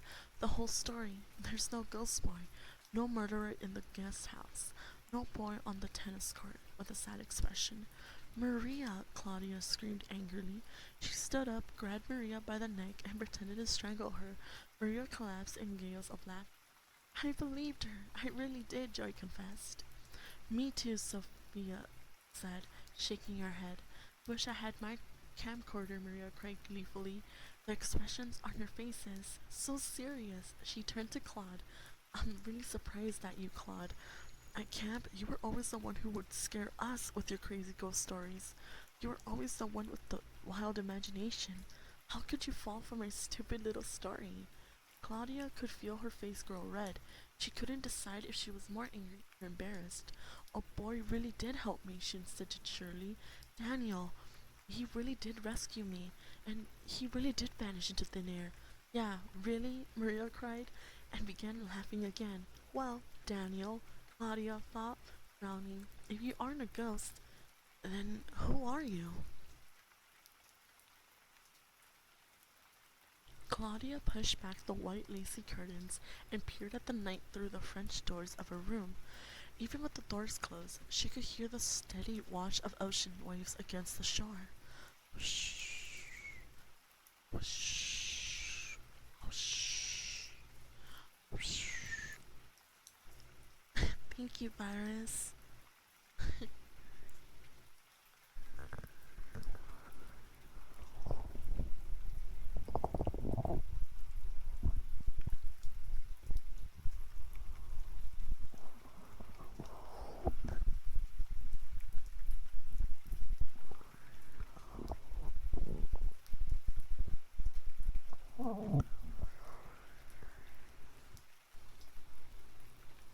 Thank you so much for following these heavenly goddesses. Have fun.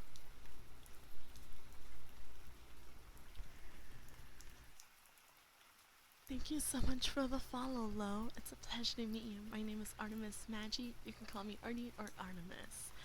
And I hope you enjoy your lovely day or night ahead of you. And now my headset died. Oh, I'm sorry, Virus. But please enjoy your lovely tea, okay?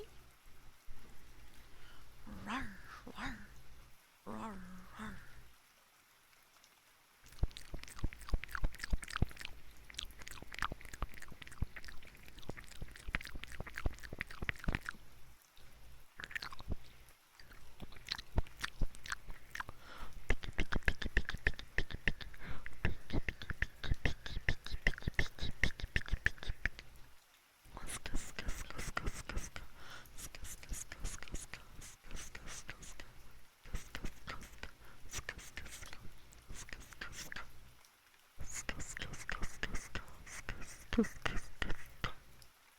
Don't worry, Virus. Take your lovely time, okay?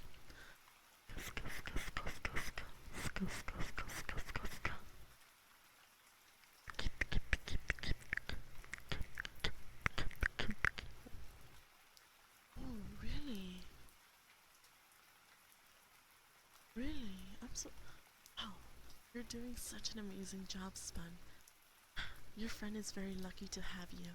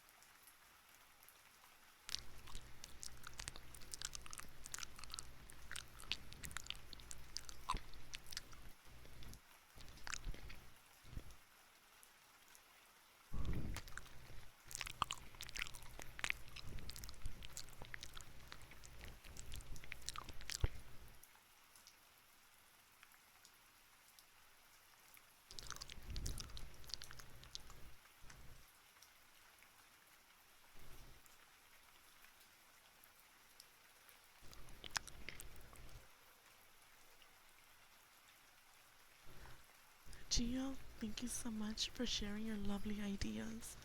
I would love to hear them, as well as everyone here.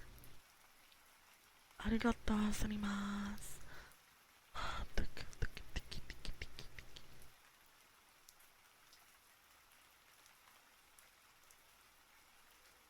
Um, close whispering. Like this, like this. I don't know how to whisper. Is this okay? Is this okay? Hello, hello, hello, hello. BRP, give me a minute. Give me a minute. Shh, it's okay, it's okay, it's okay.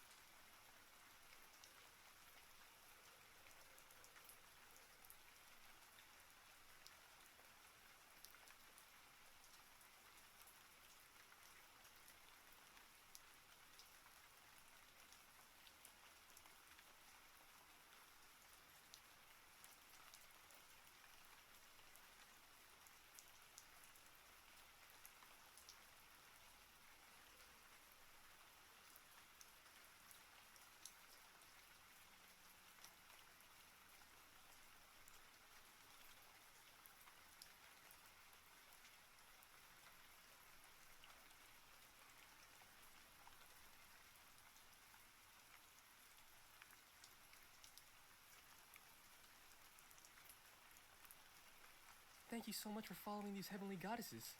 Have fun. Welcome back, welcome back. Welcome back, Virus, and thank you so much for the lovely follow, Jonathan. It's me, Artemis Maggie. You can call me Artemis or Arty. I swear, I'm cursed. I'm also cursed. Meow. Thank you, Cosmic. Thank you so much for being here. I appreciate you, Cosmic, Cosmic, Cosmic, Cosmic, Cosmic, Cosmic. Cosmic, Cosmic, Cosmic, Cosmic, Cosmic, Cosmic, Cosmic, Cosmic.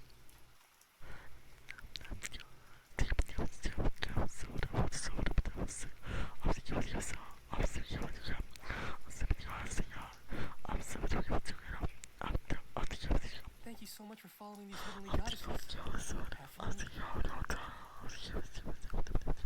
Have fun. Thank you so much for the follow, Leafy Greens. Enjoy your lovely day or night ahead of you, as well as you, Jonathan. Thank you so much for being here.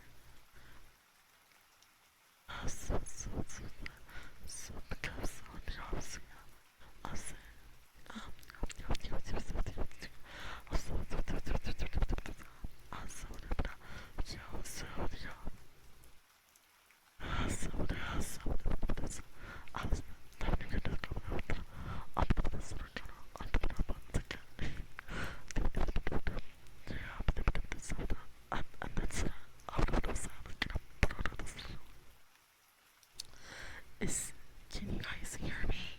Hello, hello.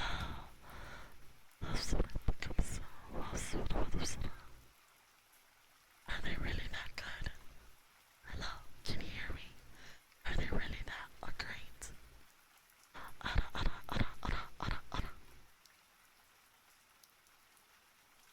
Thank you, Cosmic. Arigatou gozaimasu. Arigatou.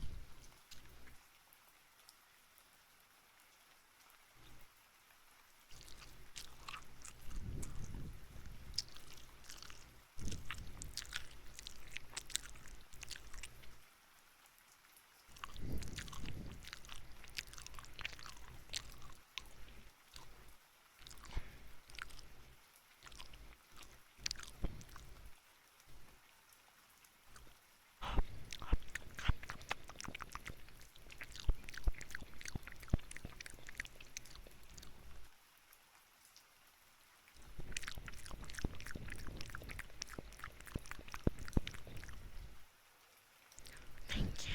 I will drink water. Or soda. Do you want me to drink water? Or soda? I wonder what kind of sound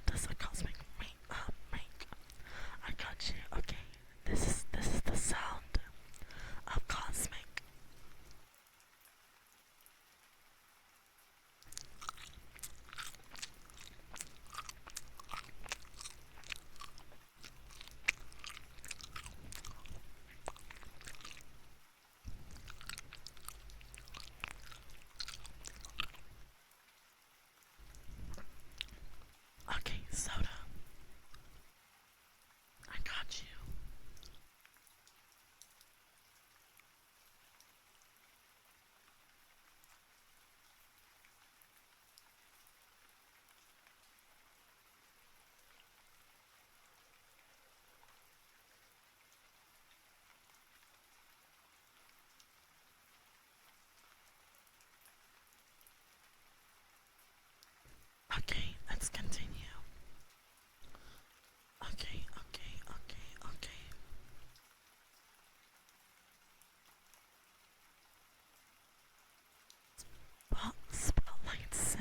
Spotlights sent out yellow cones of light over the back lawn.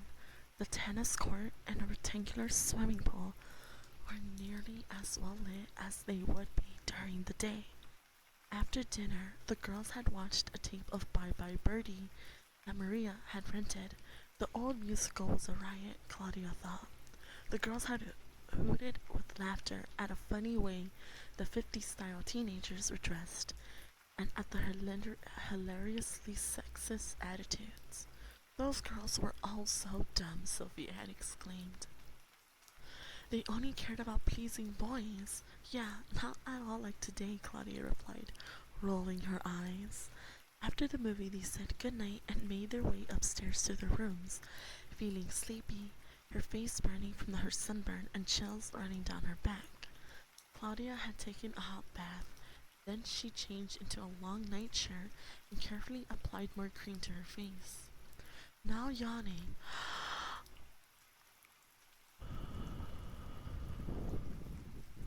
she found herself leaning against the glass door,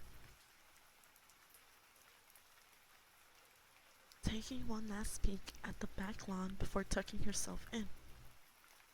It was all so beautiful and luxurious, listening to the faint roar of the ocean beyond the cliff. She felt as if in a fantasy world. She uttered a little gasp when she saw the light flicker on in the guest house window. Raising her hands on the sides of her face, she narrowed her gaze and squinted hard. Yes, a shadow was moving in the guest house window. A pale light flickered there. Someone is in there, Claude thought, staring hard, her nose pressed against the glass.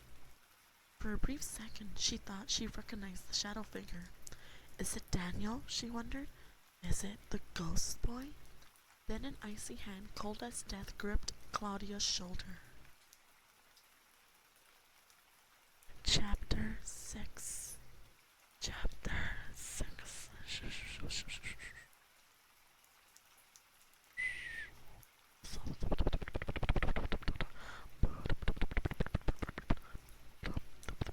Virus, go to sleep. You need to go to school, honey.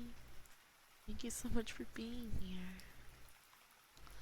Claudia cried out in fright. She spun around, gasping for breath to scream again. Oh, sorry, I didn't mean to scare you, Maria said, lowering her hand. Maria, Claudia stammered, breathing hard. She could still feel the chill of Maria's cold hand. You were concentrating so hard on what's outside that you didn't hear me call you, Maria said, her blue eyes locked on Claudia's. Claudia stepped back to pull the curtains over the glass door. I saw the shadow of someone, she told Maria, in the guest house. Huh? Maria appeared surprised. She moved toward the glass door and pulled the curtain back. A light in the guest house, Claudia repeated. No way, Maria said, shaking her head. There's no one staying there, Claude. The guest house has been empty all summer. But I saw someone, Claude began. Probably a reflection, Maria said, moving back. Those spotlights are so bright, Daddy had them installed to discourage prowlers, but they throw too much light. You must have seen a reflection in the guest house window. That's all. I guess, Claudia replied doubtfully. I just came in to see if you needed anything, Maria said. No thanks, I'm fine, Claudia replied. She yawned.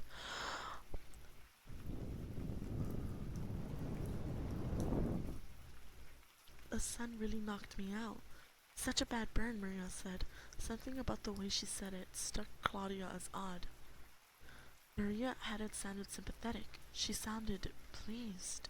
No, I'm just overtired, Claudia scowled herself. I'm starting to get really paranoid.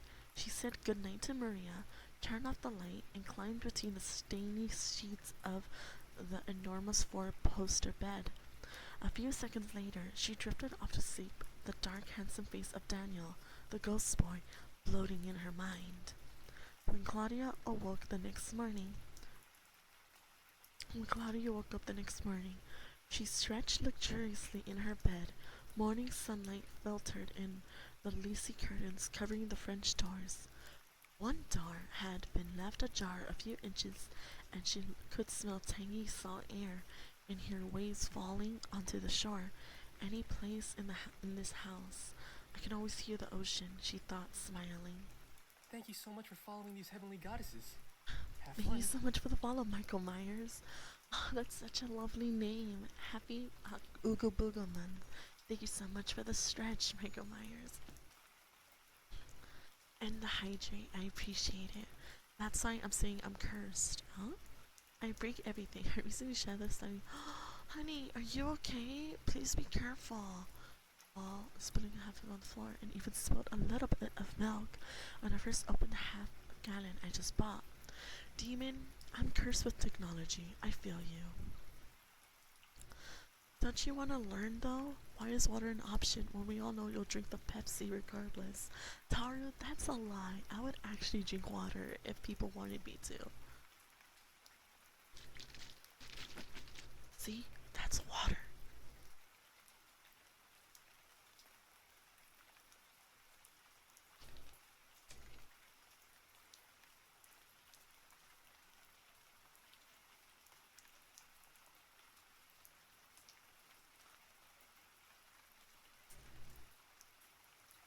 She pushed back the sheet and light summer comforter and sat up, enjoying the elegantly furnished room. A cherry wood dressing table and mirror stood directly across from the bed. Beside them was a matching chest of drawers. On the adjacent wall, a small ornate desk complete with writing paper and a fountain pen. A cut crystal vase filled with fresh flowers was on the corner of the desk, and the dressing table held tiny vials of perfume. A door beside the desk led to a private bathroom. Claudia thought she liked the bathroom best of all. The night before, laying back in the deep bathtub, Thank you so much for she following had these raised her heavenly eyes and goddesses. realized that the Have entire fun. ceiling was painted with pictures of mermaids. Thank you so much for the follow, Coconut. It's a pleasure to meet you. I hope you and Michael Myers have the best day or a good night and sweet dreams. My old cringy nickname is the Avatar Research Demon. Listen, I'm gonna tell you something real quick. Some say being clumsy is a beautiful charm, okay? So I totally relate to that.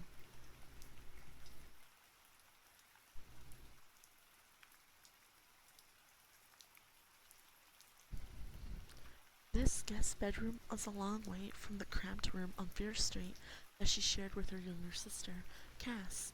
I could get used to this luxury, Claudia decided. What was it like for Maria to live like this all the time? Did she even notice how beautiful it all was? Claudia didn't very much know about Maria's family, but she knew that her father, Anthony Drix, was a financial wizard. He made his money buying up companies around the globe, and it seemed Maria usually communicated with him by phoning Vienna in Stockholm or Barcelona. Mr. Drexel was, in Maria's words, a socialite. She accompanied her father everywhere and spent most of her time making the rounds of international benefits. It must get lonely for Maria, Claudia thought. No wonder she wanted company for a whole week. Rather than be alone in this big house, Alfred seemed like a nice guy, but he wouldn't be much company. Claudia got out of bed and sat down at the dressing table to examine his sunburn. Her skin was still an alarming shade of red, and it hurt to raise her eyebrows, or wrinkle her nose, or even smile. What's wrong with you, Claudia? She asked her reflection. It was the first time in years she'd gotten burned. She'd been crazy to agree to let the others bury her in sand, and crazier still to fall asleep in the sun. Though the medicine had something to do with that. But hadn't one of the girls awakened her? Here, V, give me a minute, chat. And also thank you for the head back, Demon. I appreciate that.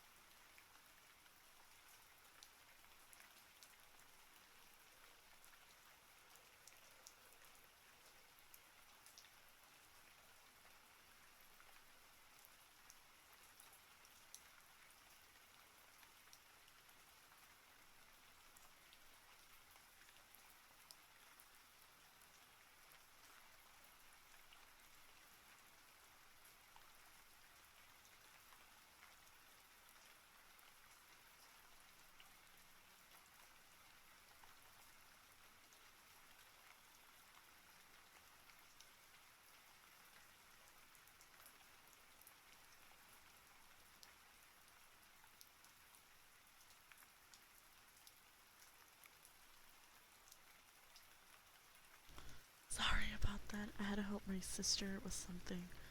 Um, that is so weird. Good night, virus, and sweet dreams, sweetheart. Also, hi there, Bard. You know I was BRB.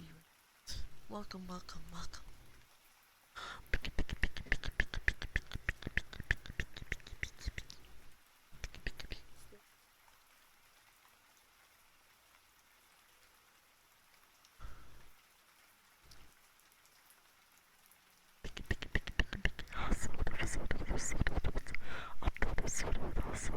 BRB, BRB, BRB.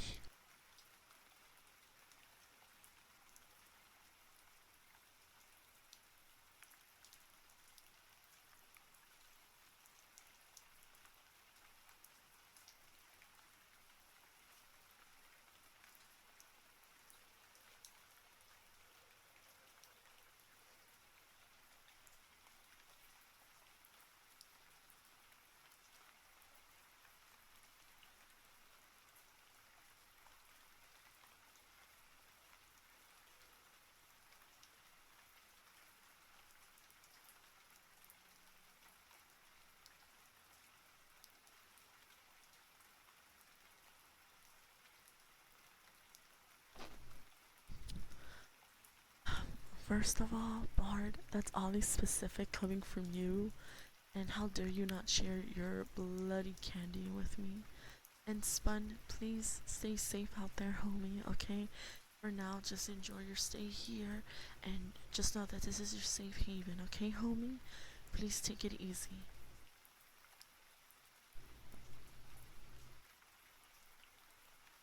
Okay, let's continue.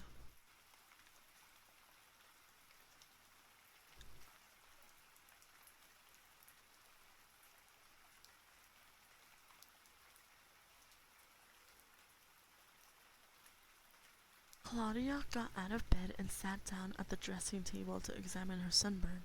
Her skin was still an alarming shade of red, and it hurt to raise her eyebrows or wriggle her nose, or even smile.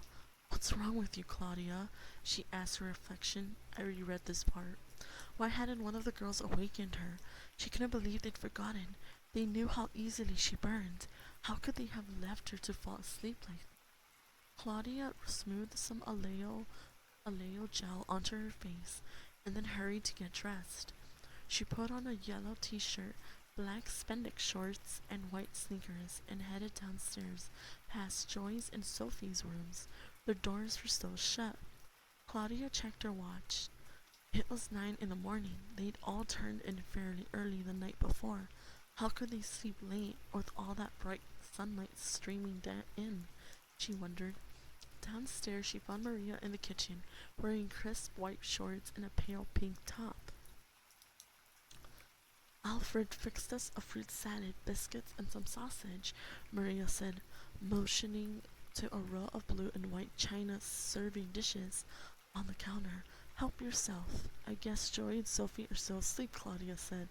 "Joy hates getting up before noon," Maria reminded her. "Sophie loves doing whatever Joy does," Claudia added with a smile. It was true. At Camp Full Moon, Sophie had practically worshipped Joy, copying her every move. "How about a game of tennis before they wake up?" Claudia suggested, spooning foot salad into a bowl. Tennis was Claudia's sport. At camp, she remembered she and Maria had been fairly evenly matched. But Maria said that her father was going to get her a private coach, so she was probably terrific now. "Well, okay," Maria replied reluctantly. "A short match. You don't want to get too much sun, Claude." "I'll be careful," Claudia replied. Once again, she had the uneasy feeling that Maria was gloating about her sunburn. She dished up the fruit salad and tried to ignore it. The tennis match was not what Claudia had expected. Maria couldn't do anything right. She had never had a problem with Claudia's serve at camp, but today she failed to return ball after ball. "The sun is in my eyes," she explained, shaking her head, kicking at the red cloud court. They traded sides.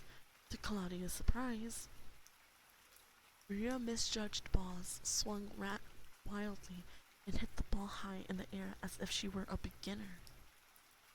Those private lessons have wrecked her game, Claudia thought. She was winning in straight sets and hadn't even worked up a sweat. It's just not my day. My muscles are tired or something, Maria cried unhappily. Angrily, she threw her racket down. You'll probably beat me easily next time, Claudia said, jogging over to her. Maria scowled and studied her toes, avoiding Claudia's eyes. I'm out of practice, she muttered. I haven't had time to play this year. Claudia stepped up beside her as she headed slowly back to the house. She placed a hand lightly on Maria's shoulder. Maybe you're upset seeing us again, she said softly. Maria turned to her, her blue eyes wide. Upset? You know, Claudia insisted. You haven't seen us since the accident. Since your sister died. Maria's face turned bright red. She tugged the hairband out of her hair and shook her blonde hair free. I don't want to talk about Allison, she replied, still avoiding Claude's eyes. It's all, it's on all of our minds, Claude said. We know how you must feel, Maria. I told you, Maria shouted cheerily. I don't want to talk about it. She turned abruptly, her eyes narrowed into slits, her cheeks bright scarlet, and stormed angrily toward the house. When Claudia finally returned to the house, she was pleased to see that Maria had calmed down. Joyce, Sophie, and Maria were seated at a white umbrella table on the terrace, chatting as they ate their breakfast. Behind him, Alfred was humming pleasantly as he purred a roll of near the guest house. How was the tennis game? Joy asked Claudia as Claudia pulled a canvas chair into the shade of the umbrella. She let me win, Claudia joked, glancing at Maria. She wants me to get overconfident. Then she's going to slaughter me. Maria forced a smile. Claudia's game has really improved, she said, and poured herself a glass of orange juice from a tall glass pitcher. Looks like a great beach day, Joy exclaimed, raising her eyes to the cloudless blue sky. I can't wait, Sophie declared. Alfred packed us a picnic lunch, Maria told them. We can carry it down and have lunch on the beach. I hope there are good waves, Joyce said to Maria. I want to try out one of your boogie boards. The waves are always pretty strong, Maria told her. There aren't any sandbars or anything to break them up. She took a long drink of orange juice, then turned to Claudia. Do you want to stay up here and avoid the sun? Claudia hesitated. No, I thought I could take a beach umbrella down to the sand and just stay in the shade. Good idea, Maria replied. She shouted to Alfred to fetch a beach umbrella from the equipment shed. A short while later, the four girls were making their way across the back lawn toward the steps leading down to the ocean. Claudia carried a yellow and white striped beach umbrella over her shoulder. Ahead of her, Maria and Joy each gripped one handle of the large styrofoam cooler that held their lunch. Sophie led the way. As they neared the cliff edge, the roar of the ocean grew louder, shielding her eyes from the bright sun. Claudia could see the dark V of a seagull soaring high above them against the bright blue sky. Not yet 11, and it was already hot. The air hung wet and heavy, without a breeze. I'm going to take a short swim, Claudia thought, shifting the weight of the beach umbrella on her shoulder. If I slather my face with sunscreen, my burn won't get worse. They hesitated at the metal gate. Just turn the handle, Maria instructed Sophie. It'll open. Balancing the beach umbrella, Claudia watched Sophie grab the oval handle on the gate, and then she watched Sophie appear to freeze as a loud crackling burst from the gate. Claudia uttered a horrified gasp as Sophie's body shot backward and she slumped to the ground. Chapter 7. Chapter 7. Chapter 7. Surprise visitors. Surprise visitors. How to get people to hate you 101. Hello there, French toast. I'm so glad you're here today, and thank you so much for the head pat. Hi there, game over, my sweetheart. How are you? My clumsiness is part of the curse of my eerie durability.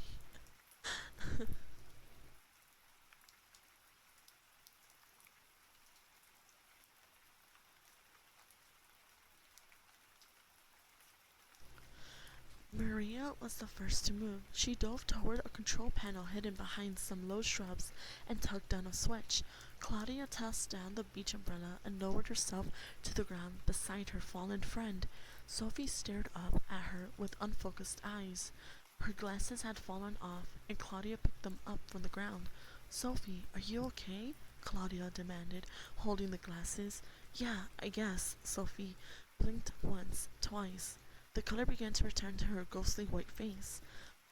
Maria kneeled beside Claudia and leaned over Sophie. You had a nasty shock, she said, shaking her head. Sophie seemed confused as she started to sit up. My whole body is buzzing.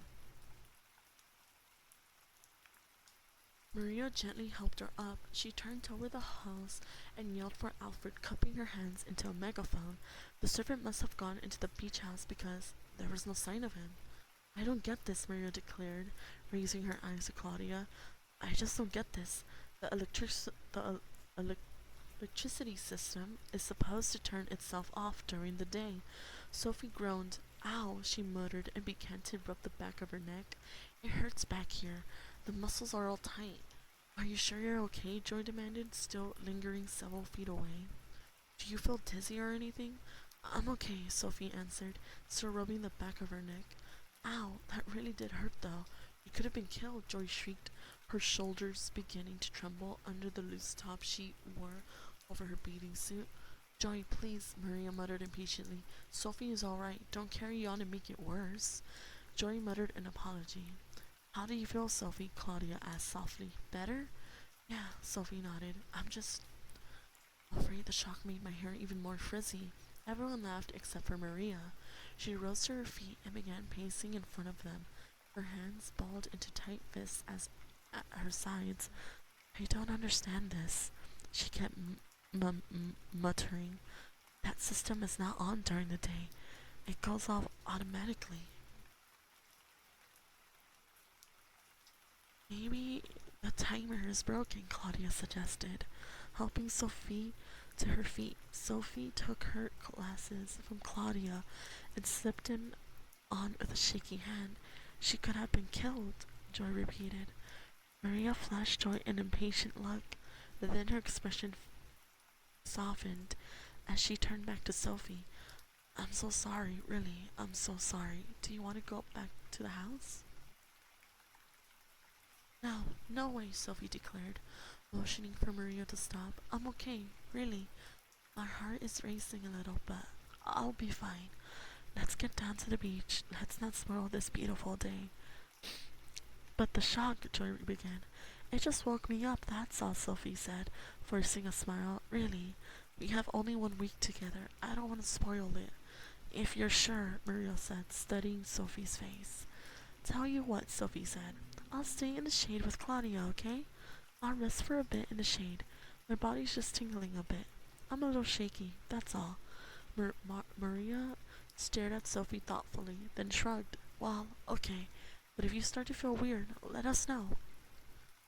Sophie agreed. Joy had finally calmed down and hoisted the heavy cooler up by herself. We're all getting cooked here, Claudia joked. First I get barbecued by the sun, now Sophie nearly gets fried by the gate. Claudia meant it as a light remark, but Maria took it to heart. There were accidents, right? Maria snapped angrily as if challenging Claudia. Yeah, of course, Claudia replied quickly, her voice raising. Of course there were just accidents, Maria.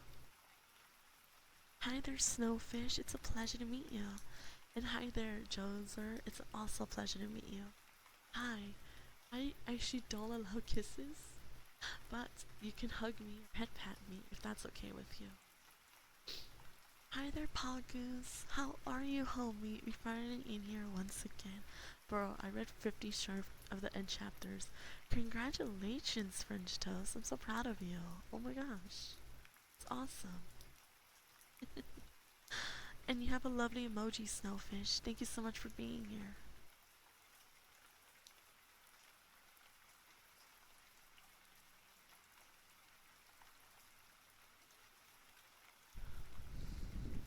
Don't worry, when we get back, I'm going to speak to Alfred, Maria proclaimed in a low voice filled with menace. They made their way down the wooden stairs slowly, with Maria leading the way. Far below, Claudia could see the sparkling blue-green ocean ending as white froth on the sandy shore. The air grew cooler, saltier, but the hot sun still burned down on Claudia's shoulders. By the time Claudia had descended the stairs and stepped onto the beach, Maria was spreading the blanket. Joy had set the heavy color down. She spread out a brightly colored beach towel over her own. Then she pulled off her top, revealing a shiny green bikini underneath, and immediately began to brush out her long black hair. Well, that was one thing that hadn't changed from camp. Claudia thought dryly. Joy is still brushing her hair at every opportunity. Maria had spread the blanket out a good distance from the stairs. As Claudia trudged toward it with Sophie at her side, she felt burning grains of sand slide through her onto her feet. What a scorcher, Claudia thought, gazing up at the sun, which seemed to fill the entire sky. At Maria's direction, she stood the beach umbrella up at the edge of the blanket and buried it deep in the sand, bearing down with all her weight. As soon as the umbrella was spread, Sophie lowered herself into its shade and stretched out on her stomach. Claudia reached for the beach bag and began covering her sunburned face with a thick layer of pink sunscreen.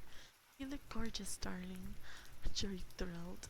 Oh, shut up, Claudia muttered, laughing. Adjusting the straps of her purple one-piece swimsuit, she began to apply the pink sunscreen to the rest of her body. Joy, meanwhile, had put down her hairbrush and was rubbing a light tanning oil over her already tanned body. Claudia turned her eyes to Maria, who was still working at getting the blankets perfectly smooth. How strange, Claudia thought, her eyes on Maria's slender back. Maria isn't tan at all. In fact, she's very pale. It struck Claudia as strange because Maria had told them she'd spent most of the summer here at the beach. How has she managed to avoid the sun for the entire summer? Claudia wondered. Her thoughts were interrupted by a low cry from Joy. Claudia saw Joy sitting up on the blanket, shading her eyes with one hand and staring out at the water. I think we've got company, Joy declared. Sure enough, two boys were stepping out of the water. They were wearing blue sleeveless wetsuits and carrying pink and black surfboards under their arms. Claudia raised her hand to her mouth to cover a startled gasp. One of the boys she saw was Daniel. Daniel, the ghost boy. Chapter 8. Chapter 8. That sounds amazing. Let's party. The two boys stepped onto the sand, water dripping off their wetsuits, shielding her eyes from the sun with her arm. Claudia realized the boy wasn't Daniel at all. It was another tall, dark-haired boy. What's happening to me? Am I really getting messed up? She asked herself, watching the boys approach. She studied them as they tossed down their surfboards. They were about 17, both with strong, muscular builds. The one Claudia had thought was Daniel was slim with dark, razor-cut hair and gray eyes. Grinned at the girls, his eyes lingering on Claudia. She had a sinking feeling that what was making him grin was the sight of her face covered in pink sunblock. We've got to get rid of them, Maria whispered, adjusting the top of her red bikini. How come? Claudia heard Joy whisper back. They're cute. Hey, how's it going? The second boy called out. He had longish blonde hair and a more compact build, almost like that of a wrestler. His friend gazed down the shoreline towards Summer Haven. I have a feeling we're way past the bird sanctuary. You girls see any birds around here? The blonde guy asked. His grin Claudia saw revealed about 400 teeth. Just a couple of dodos, Maria said nastily. Claudia was surprised by Maria's meanness. Why was she on their case? Joy had climbed to her feet and was brushing back her hair and smiling at the two boys. Sophie remained under the shade of the umbrella, but she too seemed pleased by the surprise visitor. The boys' grins faded. The blonde-haired boy strutted toward the blanket. We were just taking out our boards and got caught in a really strong uptide. He pointed out to the river. It runs all along the shore. It was amazing. Pulled us out of here to the point where before we knew it. How fascinating, Maria replied sarcastically. Claudia watched Joy roll her eyes. Maria, will you please chill? She whispered, her dark eyes on the boys. The dark-haired one followed his friend toward the blanket. Watch out if you go swimming, he said, very seriously. Get caught in that riptide. You could get pulled out beyond the point. Maria stood with her hands on her hips of her red swimsuit. Thanks for the safety tip, she said coldly. It was very nice of you to come warn us, but this is a private beach. She pointed toward the sanctuary in Summer Haven. If you want to surf, the public beach is down there.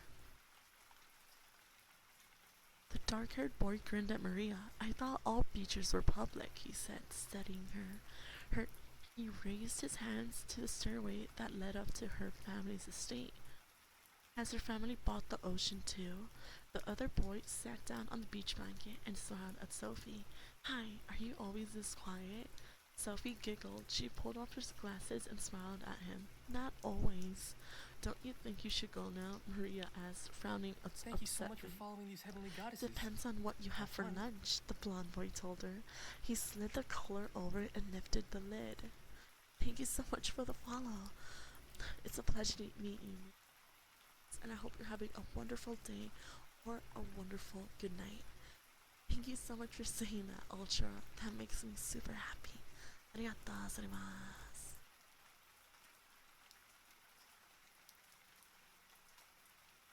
Well, Claudia found herself speechless. She glanced at Maria, who was frowning. Why is Maria so unfriendly? Claudia wondered. Does she know something about these boys? Is she really scared of them? Wow, you must really hate the sun, Claudia exclaimed, staring at Claudia's lotion-covered face. He laughed, shaking his head. Claudia could feel herself blushing underneath the thick layer of goo. I got a bad burn yesterday, she stammered, kneeling on the blanket. Dean had begun emptying the cooler. There's plenty here, he said. Fried chicken, potato salad, lots of little sandwiches. Picnic time. He raised his eyes from the cooler and smiled at Maria, a shark smile. Carl joined his friend, dropping down on the other side of the cooler. Is there enough for the girls too? Yeah, we can share, Dean replied, grinning his many-toothed grin. Maria, her hands in a tight little fist, a furious expression on her face, started to say something, but Joy cut in. There's plenty of food, she told Maria. Why not share with them? Carl grinned at her appreciatively and offered her the plate of sandwiches. What's your name? Joy. Joy Birkin. She took the plate and sat down next to Carl. I'm Sophie Moore, Sophie offered brightly, moving out from under the umbrella to join them. The chicken does look good. I'm starving, even though we just ate breakfast. Maria stormed off to the water's edge, where she angrily ignored them all. Don't mind Maria. She's just a little shy, Joy said. How about you? Carl asked Claudia, his voice mocking. Are you shy too? That's why she's hiding behind that pink stuff, Din teased, chewing on a chicken leg. Claudia knew she shouldn't care, but she was dying of embarrassment, and she knew she looked like a total dork.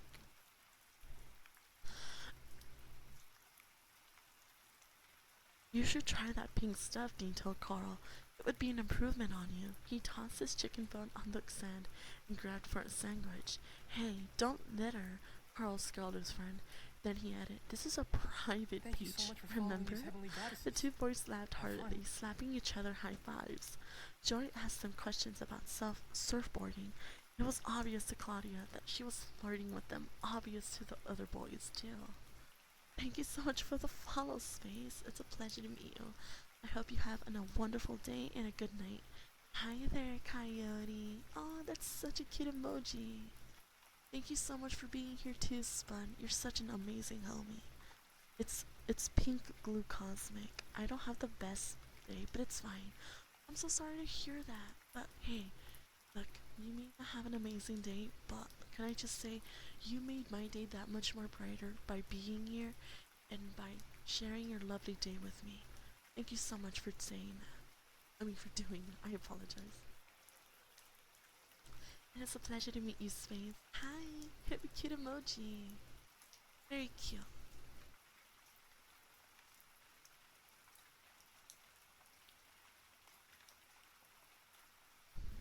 After a while, Sophie and Carl moved under the umbrella, where they chatted quietly, sipping on cans of soda.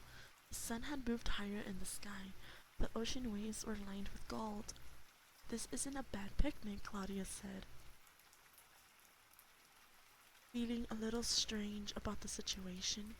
Too bad the princess over there won't join us, Dean said. Claudia saw Maria heading back toward them, taking long strides over the fine sand, her features set in anger. Did you save me a sandwich or something at least, she demanded. There are some left, Dean replied, but you'll have to ask nicely. Maria uttered an angry groan and crossed her arms over her chest. I'm going to ask you nicely once more time to leave, she said through gritted teeth. Dean jumped up and stepped in front of her. Hey, give us a break, he pleaded, a mocking grin spreading over his face. He pushed a lock of blonde hair off his tanned forehead. Carl and I are great guys. Why that attitude? I'm warning you, Maria fumed. Just go, okay? Dean took a definite step closer to her. Don't spoil the party, Maria. Is that your name, Maria? Glanced quickly back at his friend, who had come out from under the umbrella. Carl was staring at Dean wearily as if expecting trouble. Carl and I were hoping that after lunch, we'd all go up to your house and, party. Dean took another step toward Maria, who stepped back. Uh-oh, thought Claudia, climbing slowly to her feet. This was getting tense. Get back. Go away, Maria cried, contempt in her eyes. No, really, Dean insisted. Carl and I are great guys. Let's go up to the house. It's too hot down here, don't you think? Carl was standing there, his smile fading, his features hardening. Are these guys just playing at being tough, Claudia wondered, drawing back, or are they really looking for trouble? I have an attack dog, Maria warned, glancing up at her house. An Irish wolfhound. Have you ever seen an Irish wolfhound? They're huge. Oh, I'm shaking all over, Dean cried, shaking his arms and legs. How about you, Carl? Chill, Carl said edgily. Let's just go, Dean. All I have to do is call the dog, Maria warned. Dogs like me, Dean boasted. I'm not scared. He turned to Claudia and the other girls. You want Carl and me to come up to the house, right? I think you'd better go, Claudia stammered, moving over to stand beside Maria. Dean moved closer, his expression menacing. You're not going to invite us up? He asked Maria, eyes cold, his tone challenging. No way, Maria insisted. And before Claudia realized what was happening, she saw a blur of motion and heard a loud smack.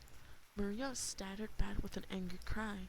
It took Claudia a long moment to realize that Dean had slapped Maria. Oh my god, Dean just slapped Maria. Guys, that's messed up. Oh no, Claudia moaned, suddenly afraid. These boys are going to be trouble.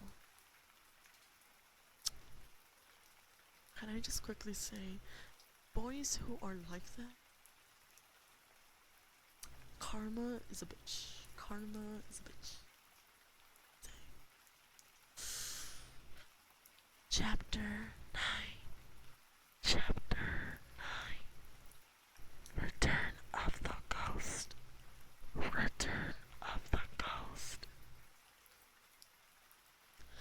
Maria quickly regained her balance and glared at Dean, her face bright red. It was a horsefly, Dean told her, on your shoulder. Huh? Maria cried, a little stunned. A really big horsefly, Dean repeated. Those things can bite. But Maria's expression softened. I didn't mean to slap it that hard, Dean said softly.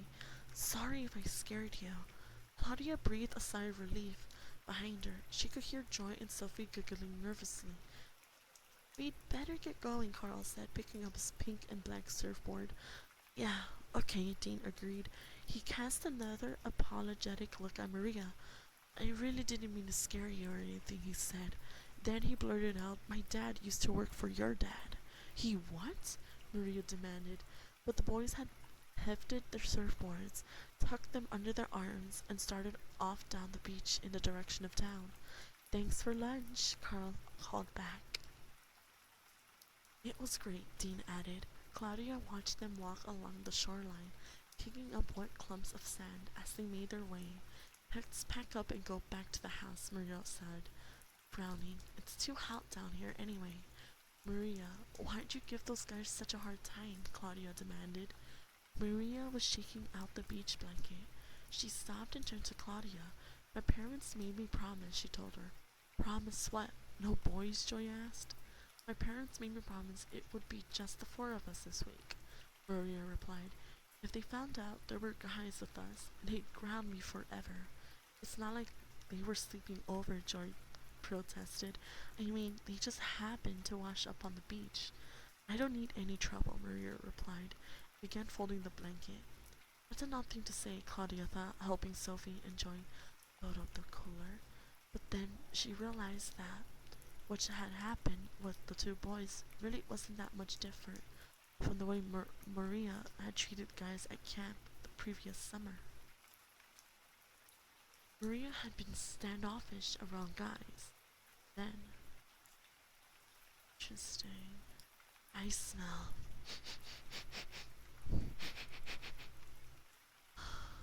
Boy smell. Boy smell.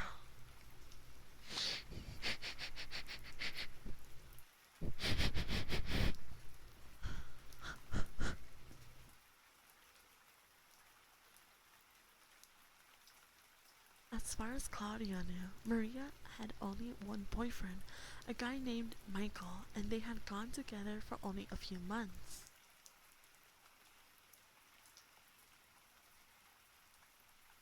Joy, on the other hand, flirted as easily as she breathed, and Sophie worked hard to copy Joy, although she was less outgoing. As for herself, Claudia had gone out with a few guys, but she'd only had one real boyfriend. The problem, she decided, was that she didn't make much of an impression on guys. She met them and they forgot about her. She smiled, realizing that wasn't true with Dean and Carl. She knew she'd make an impression of this time. They'd probably remember her forever as the girl with the really gross pink goo on her face. First impressions are everything. Later that day, the three girls were up in Claudia's room. Joy and Sophie, in shorts and sleeveless t-shirts, were sprawled on top of the quilted overlet on the four-poster bed. Claudia stood at the open French doors, staring down as the long, late afternoon shadows spread out across the back lawn. "Does anyone here think Maria is acting a little weird?" Joy asked. "Raise your hands." Both Claudia and Sophie obediently raised their hands. "She's so tense," Sophie remarked, laying on her back, hands behind her frizzy brown hair. "She's always been a little tense around boys," Claudia said. "But she wasn't just tense. She was angry," Joy declared. "Angry that the boys were there." "She never gave them a chance," Sophie agreed. "I thought Carl was kind of cute," Joy said, grinning. "Kind of," Claudia said from the window. "But they were kind of tough too. I think Maria was frightened." "I know I was a little bit." "Maria was a lot more relaxed at camp," Sophie offered. "A lot has happened since then," Claudia said wistfully. She walked over and sat down on the edge of the bed at Sophie's feet. "Are you feeling better?" Sophie shrugged. "I'm still a little weird, kind of lightheaded." "What did it feel like?" Joy asked. "Did it hurt?" "Yeah, it hurt," Sophie told her. "It was sort of like being punched in the stomach. Couldn't breathe. Oh, and ow, I don't know." "What a weird 2 days," Claudia commented. "We're supposed to be having fun, enjoying the beach in this incredible house. So far, it hasn't exactly been fun in the sun. You nearly got electrocuted. I got buried. And don't forget that disgusting brown worm in my salad," Joy interrupted. "That was so gross." Claudia and Sophie laughed. "I have to tell you something, Claude," Sophie said, abruptly sitting up and cutting her laugh short. "I meant to tell you before, but I didn't have a chance." What? Claudia demanded, rubbing her hand over the smooth bedspread. Why so serious all of a sudden? Well, Sophie seemed to hesitate to talk. Then all at once the words burst out her energy. Joy and I wanted to go back for you yesterday afternoon, but Maria wouldn't let us. Claudia stared at Sophie, not quite understanding what Sophie was telling her. Claudia's. When we got back from our walk, Maria insisted you had gone up to the house, Sophie continued, lowering her voice to a whisper. Her eyes on the bedroom door. We took the other path, the one up from the dunes, but Joy and I wanted to go back down to make sure you weren't still buried in the sand. Yeah, we were worried about you, Joy added, but Maria said she was sure you had left the beach. She insisted we go up to the house with her, Sophie whispered. Weird, Claudia muttered. Then she acted so surprised when you came struggling up from the beach. Burned to a crisp, Joy said. Claudia automatically touched her face. Her cheeks and forehead were hot and still a little swollen.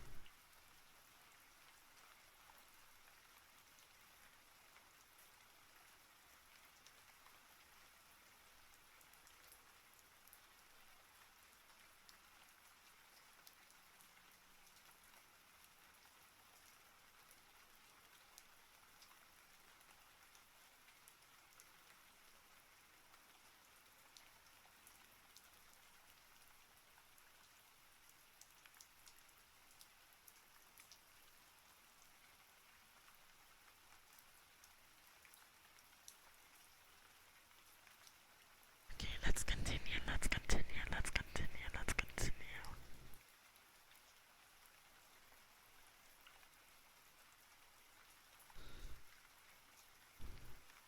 She walked over to the makeup table to get more Aleo lotion. I guess Maria was confused, Claude said thoughtfully. If you went up on the other path, there was no way you could have seen me. I think she's messed up, Joy said, lowering her feet to the floor, turning to face Claudia. I think the accident last summer. That's the other thing, Sophie interrupted. She n- never mentions her sister. She hasn't mentioned Allison once. Thank you Don't so you much think for that's following these heavenly strange? goddesses. I mean, we were Have all fun. there last summer. We all shared it. I mean, Allison was Maria's sister, but we all.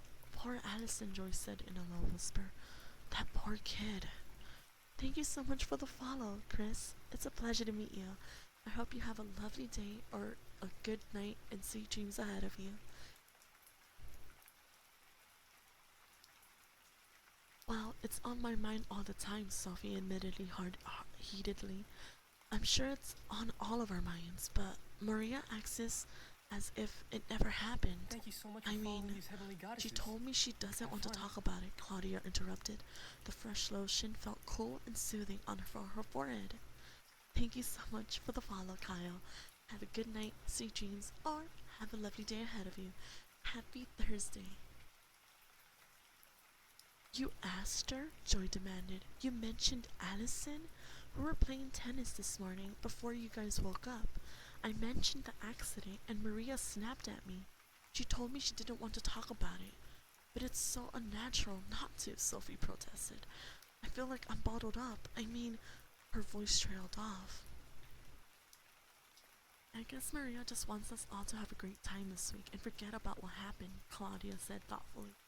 She stared at her burned face in the mirror, and if we could all stop being so accident prone, I'm sure we would have a good time. That evening, the four girls had dinner in the big formal dining room again. Sitting scrunched together at one end of the long table made the huge room seem even bigger than it was. But everyone was in a good mood. Joy told hilarious stories about her attempts to break up with a thick-headed boyfriend who refused to get what she was saying to him. The story had the girls roaring with laughter.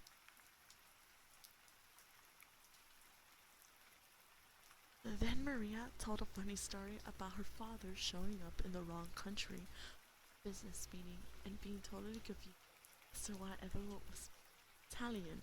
Then, as Alfred began to clear the dishes from the table, Joy turned to Maria. So, she asked, what's there to do in Summer Haven at night? Not much, Maria admitted. We can see a movie maybe. There's one old movie theater in town. It smells like cats, but sometimes they show good films. Or we could hang out on the boardwalk. Boardwalk? You mean like an amusement park? Joy asked excitedly. Yeah, Maria nodded. Let's go, Joy cried. I love rides. Me too, Sophie added excitedly.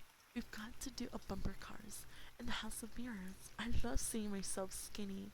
How about you, Claude? Maria asked. Sounds good, Claudia replied. The idea of getting out of Dark's mansion for a while and seeing other people appealed to her. She thought of the things she liked the best about amusement parks. I want to ride the Ferris wheel. No way, not me, Joy blurted out. Ever since last summer, I'm afraid of heights. Oh, Sophie cried out, her mouth dropping open. Joy immediately realized what she said. She turned bright red. Oh, I'm sorry, Maria. I wasn't thinking. She lowered her eyes to the table. No problem, Maria said in a flat, dry voice, her eyes blank, her face completely without expression. A short while later, the four girls were in the Mercedes, with Maria at the wheel, driving towards Summer Haven. Again, Claudia was struck by how isolated the mansion was on its remote point of island. The house was miles from any humans, about 20 minutes. Later, Maria pulled into a parking space at the edge of town, and the four girls stepped onto the boardwalk. What a change, Claudia thought. She felt as if she were 1,000 miles from the estate. The beach in town was a much narrower strip of sand. It was flat with no dunes, and even the waves seemed tamer. There were no cliffs. The sound of human voices, laughing and screaming on the rides, drowned out the sounds of the ocean and the gulls. The girls joined the crowds on the boardwalk. Neon lights flashed everywhere, and the mixed aromas of popcorn, hot dogs, and cotton candy floated through the air. It's crowded and noisy and friendly, Claudia found herself thinking. She realized she felt an unexpected sense of relief at being in the middle of it. They went to the House of Laughs first and spent about 15 minutes trying to find the mirror that would make Sophie look skinny. Claudia laughed at her reflection. She and Maria both appeared at least 8 feet tall, but somehow, even in the distorting mirrors, Joy managed to look perfectly proportioned and sexy. Next, they rode the Sizzler. Oh, that's my favorite ride. And after standing in line for nearly 20 minutes, the bumper cars. Joy, in her usual cool way, slid her car right through all traffic jams, her long black hair flying loosely behind her. Thank you so much for following these heavenly goddesses. Thank you so Have much for fun. the follow. Arigatou gozaimasu. Aitoshi, it's a pleasure to meet you. I am your homie VTuber, Artemis Magi, but you can call me Artemis or Arty. I hope you have an amazing day ahead of you, or a good night and sweet dreams. Thank you for being. To Claudia's surprise, Sophie turned into a demon driver, intent on ramming everything in sight. After the bumper cars, they made their way along the food stalls that lined the boardwalk. Claudia stopped to buy a giant cone of pink cotton candy. She had just taken her first careful bite when she heard a familiar voice behind her. You have a thing for pink, don't you? She turned to see Carl smiling at her. Dean stood beside him, his blonde hair catching the light from a street lamp.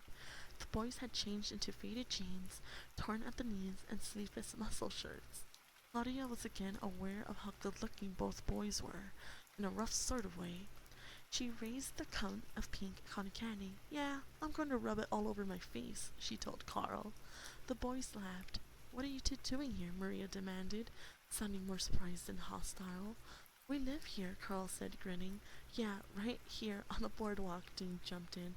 And that's my bedroom over there. He pointed to a bench between two food stalls. Very cozy, Joy said, moving close to Carl. Sophie immediately imitated Joy, moving in on Dean. You guys want to do the bumper cars? Joy asked. We just did them a few minutes ago. They're fun. Yeah, sure, Carl agreed quickly. Maria started to protest, but she found herself swept along as everyone hurried to get in line. I'll meet up with you in a bit, Claudia called to her. Claudia decided she'd had enough bumper cars for the night. She wanted to explore the boardwalk, and she needed a little time for herself. Besides, she thought, Joy and Sophie were obviously going to monopolize the boys, and she was sure Maria would go with them just to make sure they didn't invite Carl and Dean back to the house. So why should she tag along? Taking a bite of her cotton candy, Claudia made her way past that row of games in a small video game arcade. The noise on the boardwalk was so loud it drowned out the roar of the ocean, even though the beach was right beneath them. Beyond the arcade, the crowd thinned out. The lights grew dimmer. Claudia took a last lick of the empty paper cone, then tossed it into the trash basket. She licked her sticky fingers and gazed up at the sky. Slender wisps of gray clouds swarmed over a pale full moon high in the sky, away from the game booths and food stalls and crowds. The air felt cool and wet. I had better turn around and find my friends, she thought. As she turned, she saw that someone was standing nearby, staring intently at her. Startled, Claudia stopped and focused on him. She recognized his straight, dark hair and his intense, dark eyes at once. Daniel, the ghost boy, she cried aloud. Chapter 10. Chapter 10. Chapter 10. Hi there, Bard and Kyle. I love your lovely emoji, by the way. I'm here to kidnap a cool person named Arndeman. Well, sorry to rain on your parade, Bard, but you can never kidnap me because I'm here to stay. Hi, how are you? It's a pleasure to see you here again.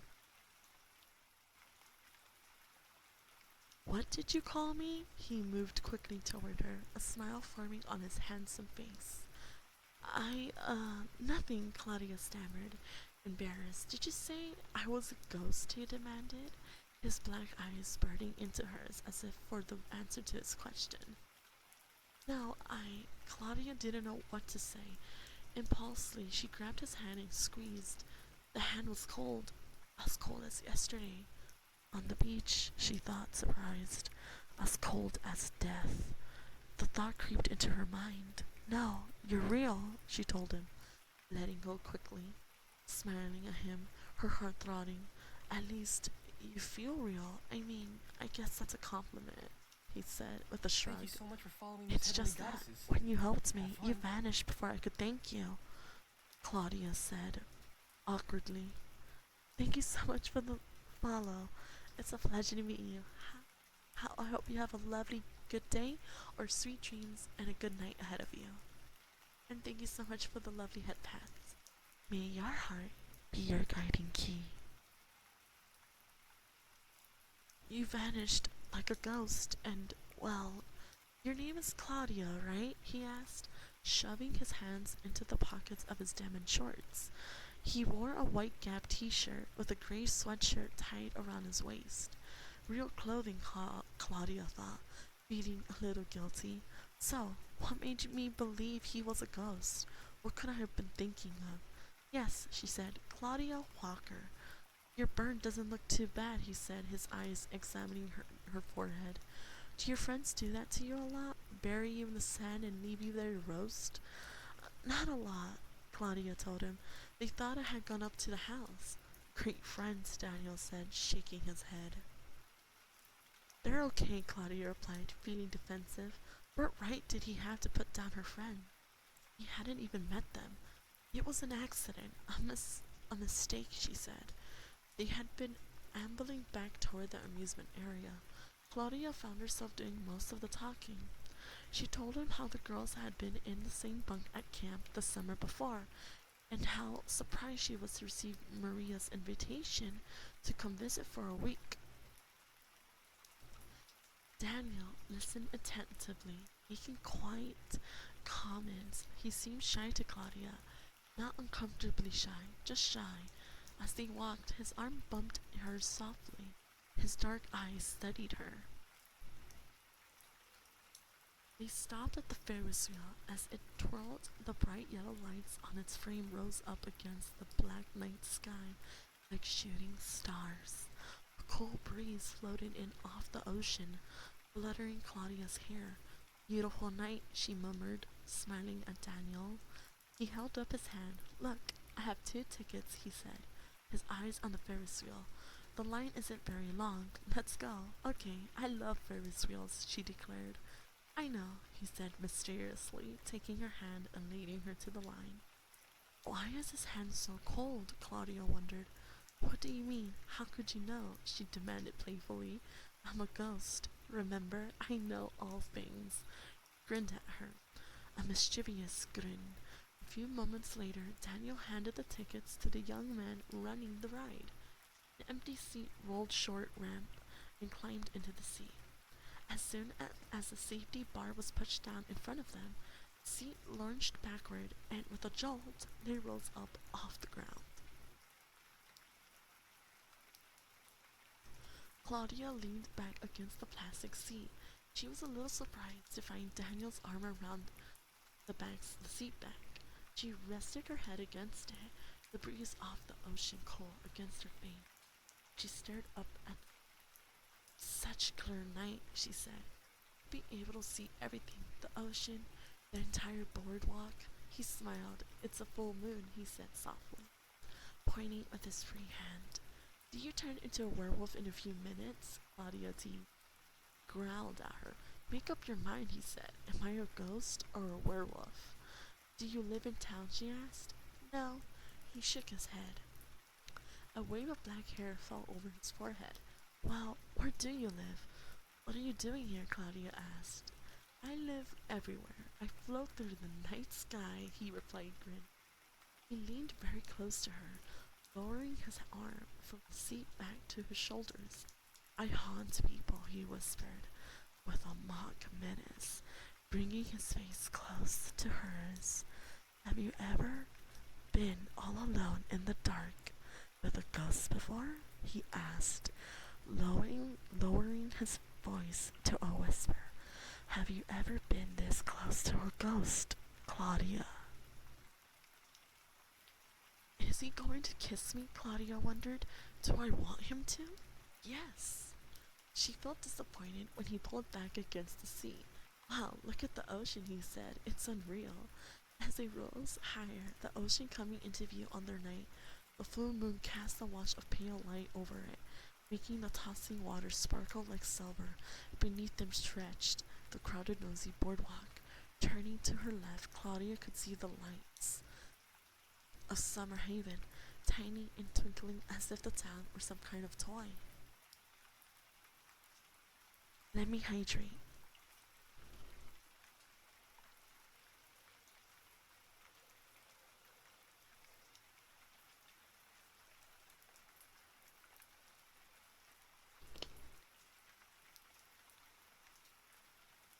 You've been here longer than I have, she told Daniel, enjoying the weight of his arm around her shoulders. Point out the sights to me.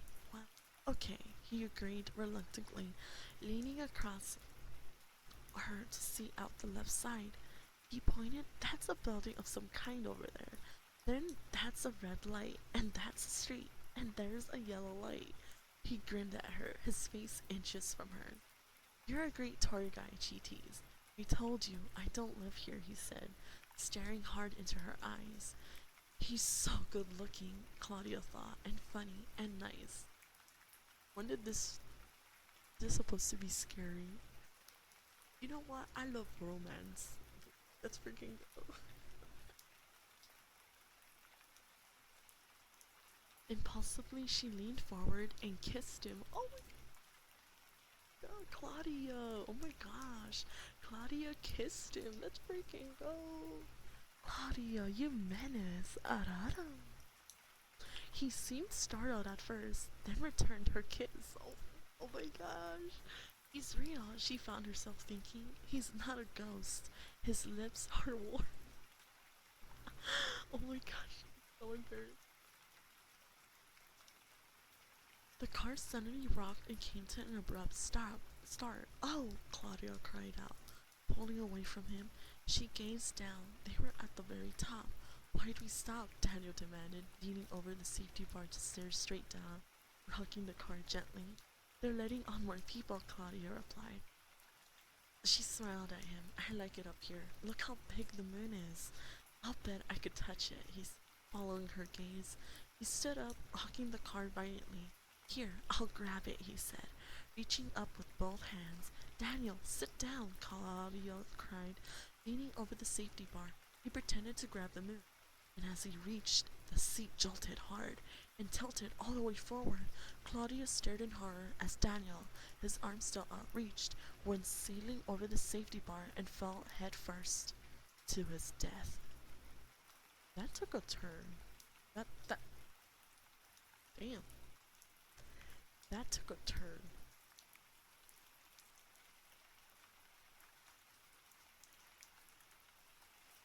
Chapter 11. Chapter 11.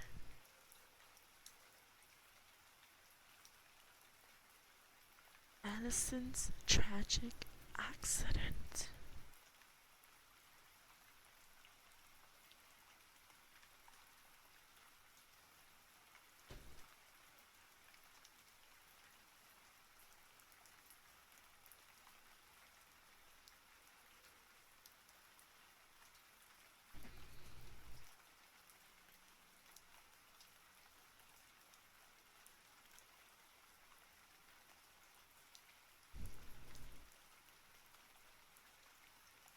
Before she could cry out, before she could even breathe, Claudia realized she wasn't watching Daniel fall. She was watching Allison. Allison, poor Allison, had been on Claudia's mind since arriving in Summer Haven. Now, once again, she was reliving the tragic accident that had taken Allison's life, like a light flashing before a person's eyes. The tragedy of a previous summer appeared to Claudia, the stark horror of what it washing over her as Daniel rocked the Ferris wheel car. Once again, it was the previous July, and she was back at Camp Full Moon. Okay, guys, so in case you're joining us, we're at the part where we get to see Allison's tragic accident and what the accident was. Claudia stretched out on her bunk, feeling limp from the damp afternoon heat. She swatted restlessly at a fly. She was convinced that insects like Bunk 12 were a peculiar combination of scents, a mix of bug repellent, deodorant, and Maria's rosewater perfume. It was just after lunch, free time, when everyone was supposed to be in her bunk, writing letters home. Luckily, Caroline, Claudia's counselor, was in love with the waterfront counselor, so Caroline was never around and none of them ever had to write letters. That afternoon, Claudia, Maria, Joy, and Sophie were playing a lazy game of truth or dare. It was Joy's turn.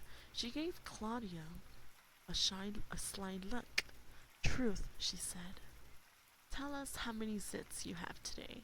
Claudia blushed as she realized Joy must have seen her in the lantern that morning, examining her face. Would you rather have picked dare? Joy asked idly as she applied pink polish to her toenails. 3, Claudia confessed, staring at the wooden floorboards. Big deal, so I don't have your flawless skin.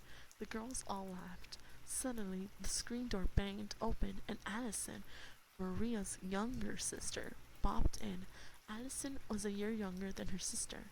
Like Maria, she was long and slender, with blonde hair, but to Claudia, she was much less sophisticated. Allison didn't have her sister's easy grace and natural athletic skills, and she wasn't the least bit likable. What are you guys doing? Allison asked. Nothing you'd be interested in, Joy assured her. Maria didn't even look up. Go away, fish face. And Claudia, who had tried hard to like Allison, had to admit she was a word-class brat. She never hung out with the kids in her own bunk. She acted desperate to be accepted by Mario's friends and become part of Mario's group, which might have been okay if she wasn't a snitch and a spy.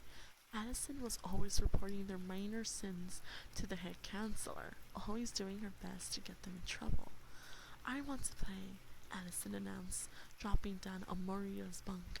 Can I play? I'm bored. You don't know what we're playing, Joy pointed out, frowning. Truth or dare, Addison said smugly. You're too young for it, Claudia told her. Go out and play in the traffic, Maria said coldly. You don't belong in here, Addison. I'll report you all, Addison threatened. You're supposed to be writing letters home. Fine, Maria said. You want to play? Then tell us about the time Mother caught you kissing Michael up in your bedroom. Huh? I never did, Addison insisted. That's a filthy lie. Wasn't he your boyfriend, Claudia asked Maria, unable to conceal the surprise in her voice. He was my boyfriend till Addison saw him, Maria said, scowling. You're lying, Addison insisted. You're a filthy liar. Oh yeah, right, Maria repeated sarcastically, rolling her eyes. Come on, Allie. You want to play the game? Tell my friends what you did to me. Come on, details. This is fascinating and all, Joyce said in a weird tone. But couldn't Addison maybe leave so we can enjoy our game? Yeah, take a hike, Addison, Sophie said. Come on, Addison. Truth, Maria insisted. Either tell the truth or take the dare. Truth, Allie. What happened between you and Michael? Addison stared at the floor, then raised her eyes defiantly to her sister. I'll take the dare. You don't have to. You can just leave, Claudia pointed out. She suddenly didn't like the atmosphere in the small cabin. She had a bad feeling creeping up from her stomach, one of dread. I said, I'll take dare, Addison insisted, standing up angrily. Then I dare you to go back to your own bunk and stay there, Claudia suggested, grinning at Joy and Sophie. No, Maria objected, her blue eyes lighting up. I have a better dare. Either tell us the truth, or tonight you cross Grizzly George under the full moon. Addison glared angrily at her sister, her face drained from color. They all knew she was terrified of heights, and she wasn't exactly the most coordinated girl in the world. There was no way Addison could cross the lodge over the gorge, especially at night. Finally, Maria had come up with a way to make Addison leave them alone. All right, Addison said softly. Her blue eyes locked on her sister's. I'll do it. What are you saying? Sophie cried. You will not, Addison. What time do you want to meet there? Addison asked, ignoring Sophie. Maria shrugged nonchalantly. How about after lights out? No problem. See you there, Addison said, and stalked out of the bunk. That night, just before 10, when they were sure Caroline was down by the mess hall with her boyfriend, the four girls crept out of the bunk, and one by one, it was a cold night, with the full moon yellow and in the purple sky, crickets chirped loudly. The trees whispered as they swayed in the soft breeze. They were halfway down the dirt path that led to the deep gorge when a bright light bombed through the woods, catching Maria in its beam. They heard Caroline's stern voice. All right, Drexel, you're busted. Where are your pals? Maria muttered under her breath, stepped fully into the circle of light from the counselor's flashlight. The others remained silent, not moving, trying to not make a sound. Claudia crouched behind a tree, sure that her breathing would give her away. Caroline searched for them, moving the light along the trees that lined the path, but she quickly gave up and contented herself with marching Maria back to the bunk. Should we go back? Sophie whispered, when Caroline and Maria were out of sight. Yes, this is dumb, Claudia said, lingering to the big oak tree that had hidden her. No, Joy insisted. Caroline will only be waiting for us at the bunk. Besides, what if Allison is already at the gorge? We better go get her. They found Allison standing on the lip of the gorge, staring down at the grisly river below. It was at least 20-foot drop, Claudia knew. A single log had been set across the gorge, its rough surface gleaming under the bright moonlight. Allison, go back to your bunk. This is crazy, Claudia told her, stepping up behind her. One look at her face and Claudia could see how frightened Allison was. Yeah, it's okay if you wimp out, Joyce said, her hand shoved into the back pockets of her jeans. It's too far down if you fall. Don't do it, Allison, Sophie added, standing at the edge, peering down at the white foam of the rushing river. Allison ignored them. Where's my sister? She demanded, eyeing them tensely. Caroline caught her and made her go back. Claudia replied, You should go back too. You'll have to tell Maria I did the dare, Allison said in a tight, choked voice. No, please, Joy cried. You've done it, haven't you? Allison snapped. You've all crossed the log. What makes you think I can't do it? We did it in the daytime, Sophie told her, and we're all very athletic, and we're not afraid of heights, Claudia added. Come on, Allison, Joy begged. Allison didn't say another word, biting her lower lip. Her eyes narrow with determination. She stepped out onto the log. No, Claudia gasped. The gorge was narrow, no more than 30 feet across, but she fell. Allison could land on huge rocks in the shallow river, with currents strong enough to carry her away. Allison, Joy called, her hands pressed against her cheeks. I can't look, Sophie declared, turning away from the gorge. Slowly, her legs trembling, Allison inched her way out onto the lodge. Allison, enough, enough, Claude called. You proved your point. You did it. Come back. Yeah, come back, Joy pleaded. Allison ignored her frightened words. Then, about 2/3 of the way out, she stopped, her knees buckling. She struggled to regain her balance. Oh, help, she said softly. I'm going to fall. No, you're not, Claudia told her, moving to the edge of the log. You're fine. Just sit down, turn around, and scoot back. Just then, Claudia saw darting, waving circles of light playing against the trees. It took her a moment to realize the light was coming from flashlights. Then she heard footsteps, voices. It's Caroline, Joy cried, and some of the other counselors. Run! Sophie shouted. Come on, we'll be caught.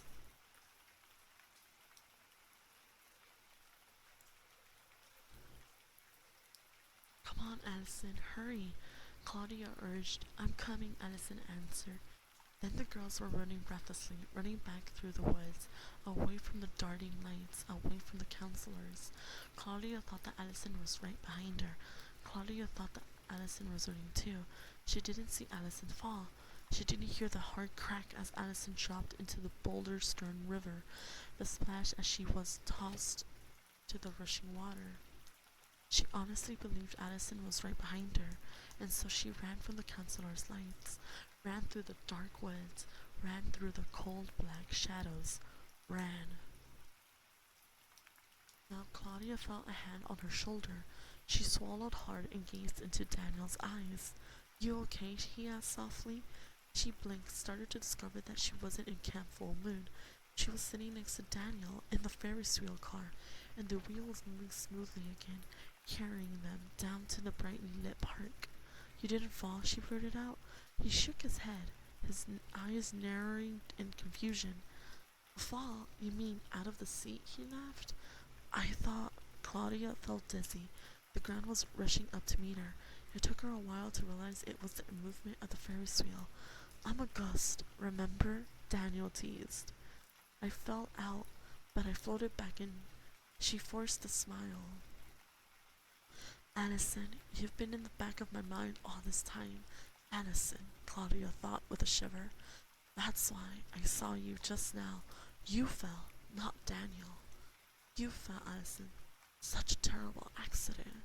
A short while later, the chair stopped on the platform, swaying gently. Daniel helped Claudia out.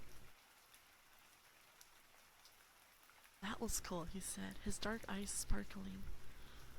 Yeah, it was great, Claudia agreed, still a little shaky. Thanks, Daniel. They started walking along the boardwalk, nearly colliding with two boys, whirling rapidly toward them on rollerblades. I've got to find Maria and the others, Claudia told him. Do you want to come along? I want to prove to them that... Hey, he was gone. Vanished again. What's going on here? Claudia wondered. Claudia, over here, familiar voices called. Claudia spun around to see her friends waving to her from in front of a brightly lit dark game booth. Jory was carrying a horrendous pink teddy bear. Dean and Carl gave Claudia a wave and took off. Her three friends came hurrying over to Claudia. Where did you run off to? Maria demanded. Yeah, we all had a great time, Joy gushed. The boys are nice when you get to know them. Have you just been wandering around by yourself? Maria asked, her eyes studying Claudia. Yeah, Claudia told them. I enjoyed it, really. I just like watching people at places like this, you know? Look what Carl won, Joy cried, holding up the ugly pink bear. He gave him to me. I'm going to call him Carl. Looks just like him, Maria said dryly, chattering excitedly. The four girls headed to the car to go home. Later, Claudia lay in bed thinking about Daniel, about their kiss, about how handsome and mysterious he was. A soft breeze floated in from the open glass doors and gently cooled her skin. She realized she hadn't learned a thing about Daniel. She didn't know where he lived or what he was doing at the beach this summer. She didn't even know his last name. She had just drifted into a light sleep when the shrill screams awoke in her. Claudia jerked straight up, breathing hard. Screams, she realized, were coming from Joy's room. Chapter 12. Chapter 12. Chapter 12. Chapter 12. Chapter 12. Torture. Torture.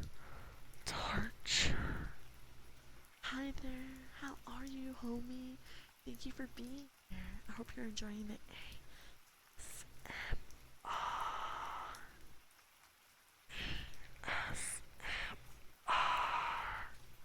Yes, the title is called Torture.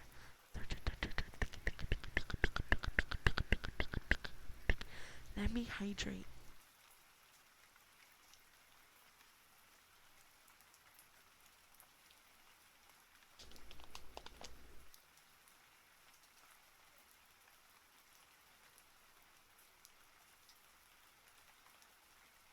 Okay. This has been enjoyable to listen to while gaming. Thank you, Rob. That makes me tremendously happy. Arigatou gozaimasu. Joy's room was across the hall from Claudia's. Thank you so much for following these Claudia heavenly pushed goddesses. open her door and Have fun. fumbled for the light switch. Thank you so much for the follow, 3-year-old. It's a pleasure. Hola, señorita. Hola, ¿cómo estás? Bienvenidos. Mi nombre es Artemis. How are you today? Also, hi there, dog. What's up, homie? How are you today? We're just reading a lovely book called Sunburned by R.L. Stein. I ate all the cheese. I'm sorry to disappoint me. Your name is not dog. What's your name? Thank you Thank you so so much for the following these heavenly follow, dog. goddesses. Have Very fun. good Spanish. Muchas gracias. Mi español no está tan bueno. Tan bueno. No, please call me dog. Me like. Okay, dog. It's a pleasure to meet you. I hope you have a good night, sweet dreams, and have a good day ahead of you. Thank you so much for being here. Lo siento si mi español no está tan bueno, pero hola, bienvenidos. It's so. Thank you so much for being here.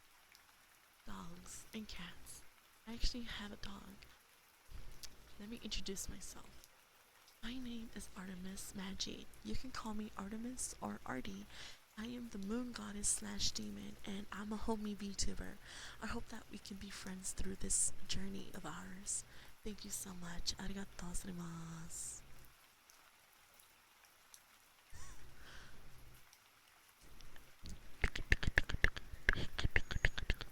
It's really good. I'm trying to learn English. Oh, well, you came to the right place. I speak English, a little bit of Japanese, a little bit of Korean, but mostly English, and sometimes Spanish. If you have any more questions on English, I'd be happy to help you out with that. Lo siento si mi español otra vez no está tan bueno, pero solo quiero decir a ti que yo pienso que yo necesito hablar más español porque yo no pienso que mi español es tan bueno. Pero bienvenidos. Hola, hola.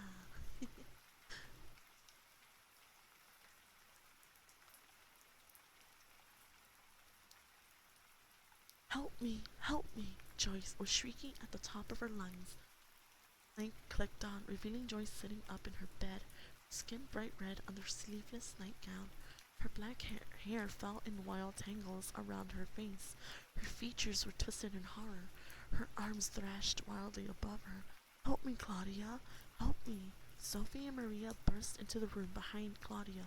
Yuck! Joy, what are those things on your arms? Sophie screamed. Help me, please, help me. Three girls ran to her bed. Leeches, Claudia declared. Three enormous black leeches were stuck to Joy's right arm, just below the shoulder. Get them off, Joy shrieked hysterically. Joy, calm Thank you so much down, for following these Maria heavenly shouted. goddesses. How did they get Have on fun. you? Sophie demanded, nearly as hysterical as Joy. Awesome. So you speak Japanese? I only know a little bit of phrases. And thank you so much for the follow, Brooke. I hope you have a lovely day ahead of you. Happy Thursday and good night, James. Thank you so much for being here today. I only know some phrases because of anime and K-pop. I love K-pop. Yeah. Also, if I may ask, thank you so much for being here. I deeply appreciate your presence. I hope you know. Also, we're reading a book, so I hope you enjoy it as well. We're in chapter 12. Joy, stop thrashing around. How did the leeches get in her bed? Sophie demanded to Maria. How should I know? Maria cried impatiently. Maria grabbed Joy's wrist and held it down on the bed. The trembling hand, Claudia struggled with the leeches.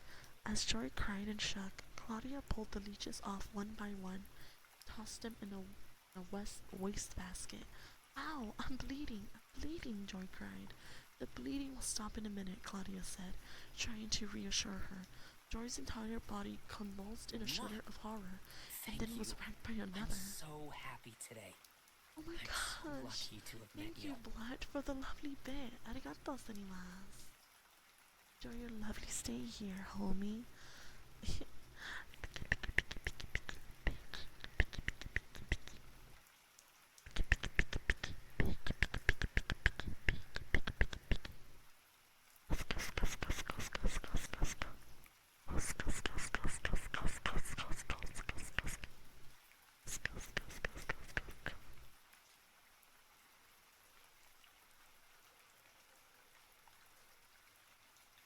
She pulled the sheet up to her chin, shaking violently, tears streaming down her cheeks. Remember last summer at camp? Sophie asked Claudia. Thank you so much for She following these squinted heavenly at her. goddesses. She had run Have into fun. Joy's room without putting on her glasses. Remember that day Joy was swimming in the lake and got the leech on her leg? Thank you so much for the follow, Ram. It's a pleasure to meet you. I am Artemis. Hope to be your homie vtuber. And thank you so much for the stretch. I freaking appreciate that.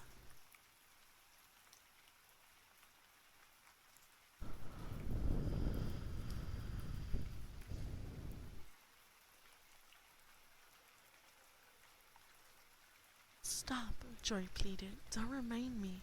It took all day to calm her down, Claudia thought unhappily. How did they get in here? Maria asked angrily. She stared into the wastebasket. How? She demanded, of no one in particular. How could leeches get into an upstairs bedroom? Someone was in here, Joy cried, wiping away tears with her sheet.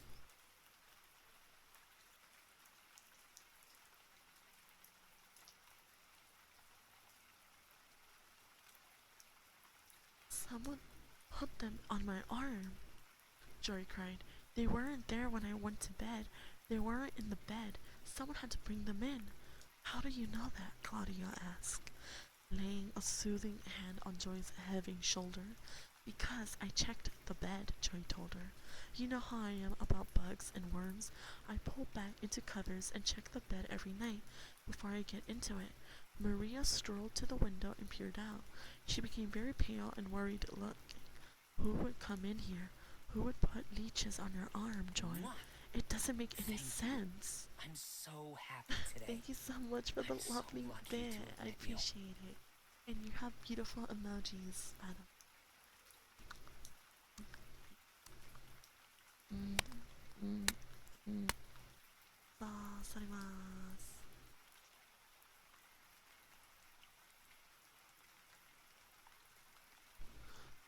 It doesn't make any sense. Joy uttered a low moan. They're so disgusting. I felt something pinching my arm. They sucked my blood. Please, Joy, try to calm down, Claudia said softly, her hand still on Joy's shoulder. You're okay now. You're okay. Did someone know Joy has a thing about bugs? Sophie asked. No one was in here, Maria said firmly, turning away from the window. No one can get in. You know that, Sophie. Then how did leeches get on her arms? Sophie demanded in a high-pitched voice. Maria shook her head and closed her eyes. Her blonde hair fell loosely over the shoulders of her white nightshirt. She tugged at a strand of hair, pulling it to her mouth and chewing on it as she thought. There are always lots of bugs in the summer, she said finally, brushing the strand of her hair back, talking to herself. Mice, too, but there's no way leeches could get up here. Leeches don't live in the ocean, so... Her voice trailed off. Someone had to stick them on me, Joy declared, only a little calmly. I'm going to speak to Alfred about this right now, Maria declared. Shaking her head, she strolled from the room. Claudia listened to her footsteps pound down the stairs. This certainly is a mystery, she said to Joy. Are you feeling a little better?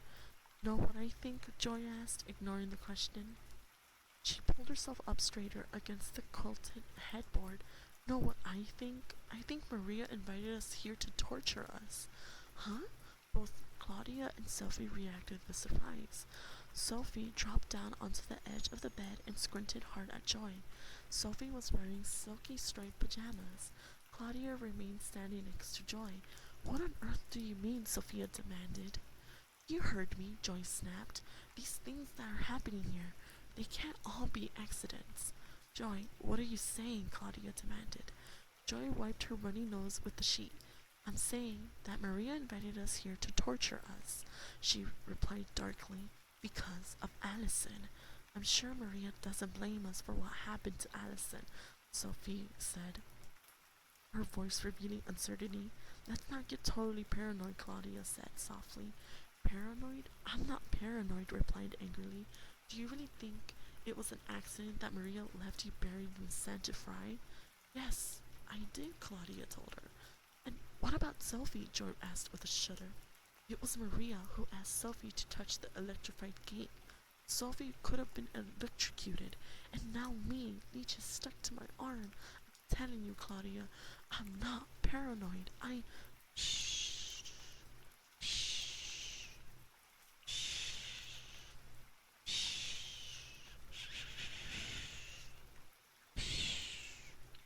Sophie whispered, raising a finger to her lips. They all heard Maria's footsteps in the hall. Maria entered the room, a concerned expression on her face.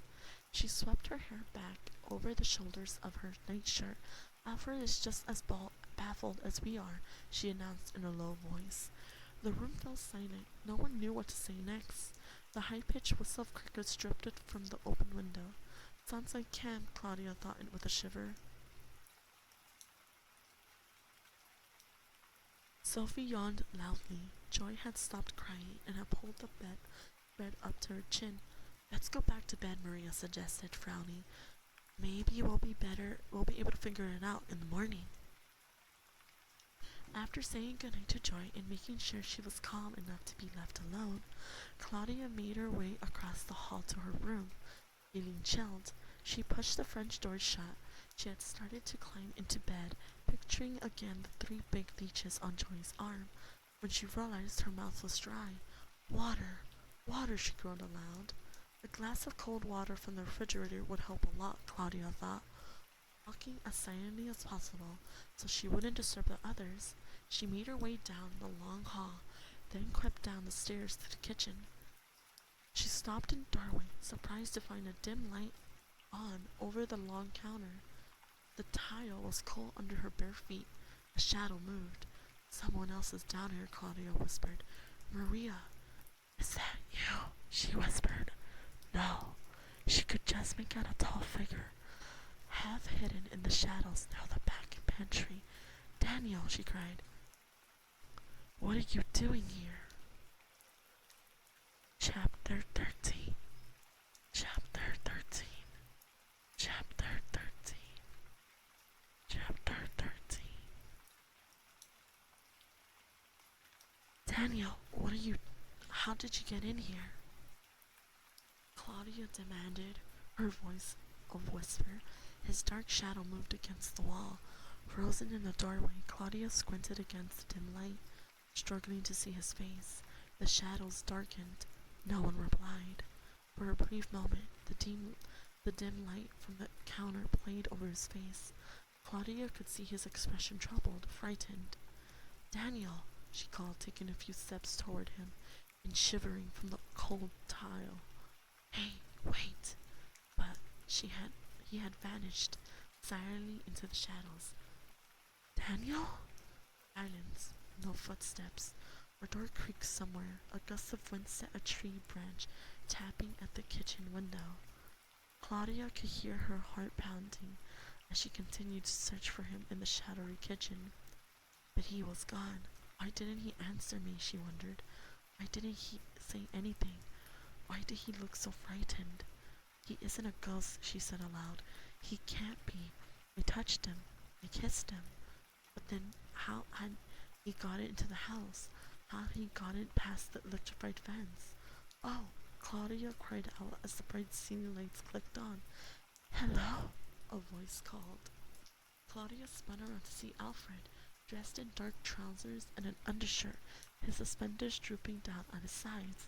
Alfred seemed as startled to see her as Claudia was to see him. Oh, hi, Claudia managed to choke out. I came down for a glass of water.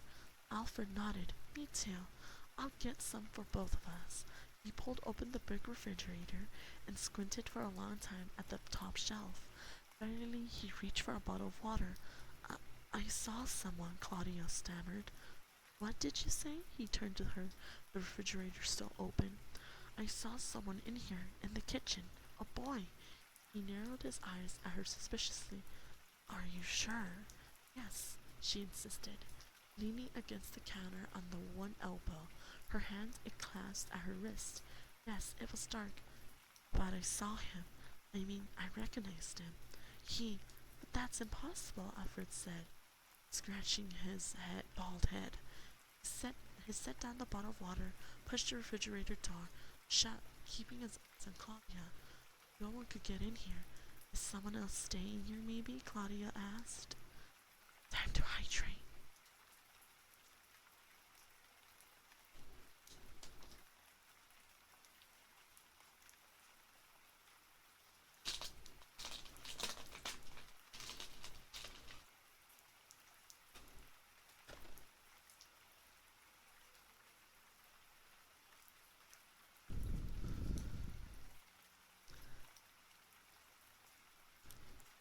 Robin, you're such a disgusting degenerate. You make me laugh, honestly. You're so pathetic. Ada, ada. Robin, you're such a silly boy. Mwah! Thank you. I'm Thank you so much for happy the today. bit, blood. I appreciate so it, lucky homie. to have met Arigatou you. gozaimasu. Ada, ada. Ada, ada. Ada, ada.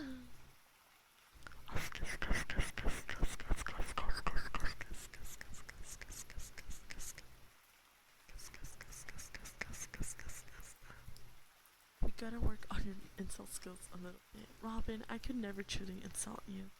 Very linda, señorita. Muchas gracias. Eso makes me tan feliz.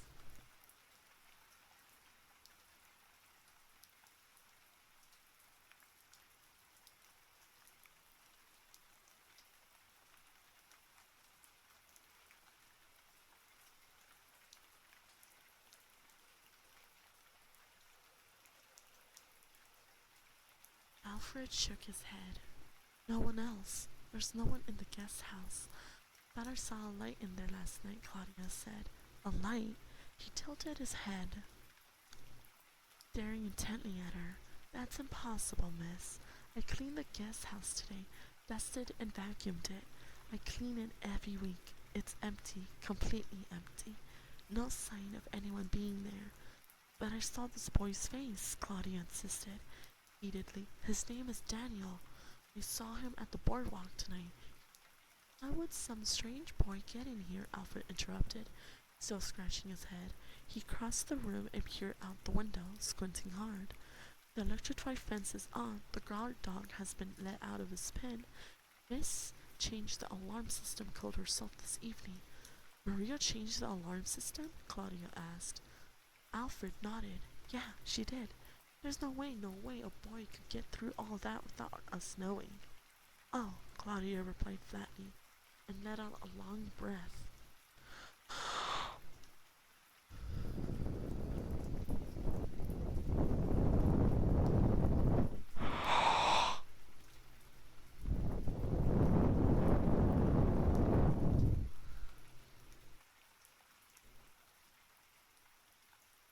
Alfred poured out 2 glasses of water and handed her one.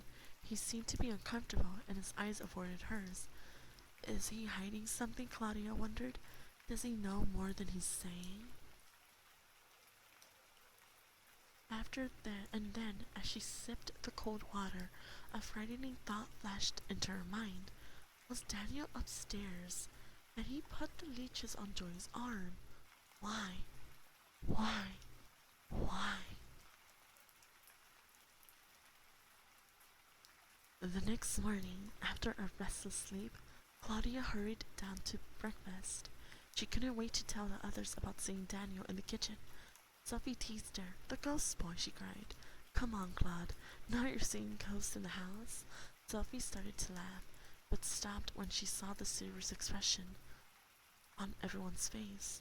Someone came up to my room with those leeches, Joyce said with a shudder. That was no accident.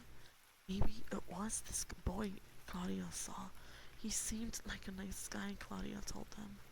But Maria interrupted by jumping up from the table. I don't believe in ghosts. If there is some boy hiding in this house, I want to find him, she declared, frowning. She started toward the kitchen. At the doorway, she turned back to her guests. I'm going to have Alfred call the police, she said. I want them to search the estate from top to bottom. They can do it while we're out water skiing this afternoon. Shouting for Alfred, she disappeared from the room. Claudia had looked forward to water skiing, but with her face still scarlet and starting to peel, she decided she better protect her skin more than she normally would. First, she covered herself in number 30 sunblock. Then, she changed into an iridescent blue one-piece bathing suit. Over her suit, she pulled on a pair of light drawstring pants and a long-sleeve t-shirt. She topped the outfit off with one of her brother's basketball caps that her mother had insisted she take. There, she thought of with satisfaction. I looked like a turtle jerk, but the sun won't get near me. By the time she reached the dock, the other 3 girls were already in the boat, wearing bright orange flotation belts. Maria was perched up front at the wheel, Joy in the back in the spotter's position, and Sophie hanging over the side, running her hand through the water.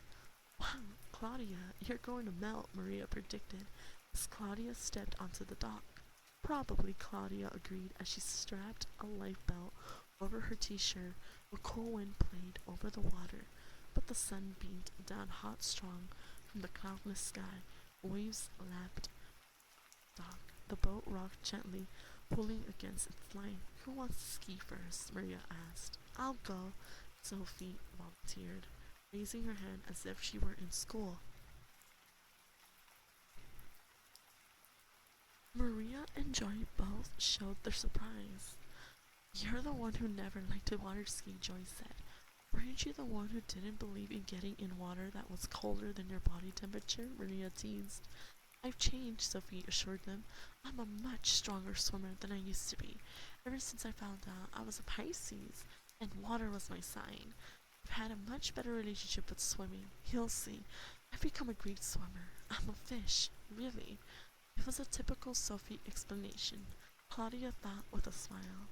Next, Sophie would probably discover she'd been an eagle in a past life, and she was like meant for hang gliding. Do you want a dock start or a water start? Maria asked Sophie. Water, Sophia said. I'm a little out of practice. Okay, Maria said. Just one thing. If you go down, hold up your right arm to let us know you're okay. No problem, Sophia said. She climbed out of the boat and sat on the edge of the dock to put on the long skis. Claudia helped her tighten them, checking that they were on properly. Sophie swung her legs around so the skis were over the side. Then she pushed her off the dock, squealing as her body hit the cold water. Claudia untied the boat from the dock and jumped in. The motor started with a pleasant roar. Maria pulled the boat out a short distance from the dock and Joy threw Sophie the tow line. Slowly, Maria took the boat out until the line was drawn taut. Claudia saw that Sophie had her knees drawn up in perfect position, the tips of the skis above the water, the wooden handle of the tow rope between her legs. Ready, ready, ready, ready, Maria called back. Sophie nodded to Joy at the back of the boat, who called to Maria. Ready? I'm ready, I'm ready, I'm ready, I'm ready, I'm ready, I'm ready.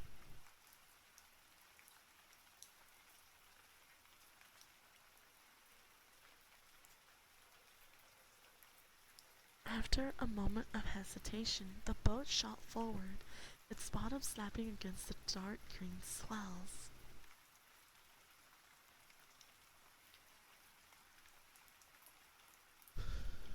Claudia's eyes were riveted on the back of the boat, where Sophie stood up smoothly, then bounced across the glassy waves perfectly balanced on her skis.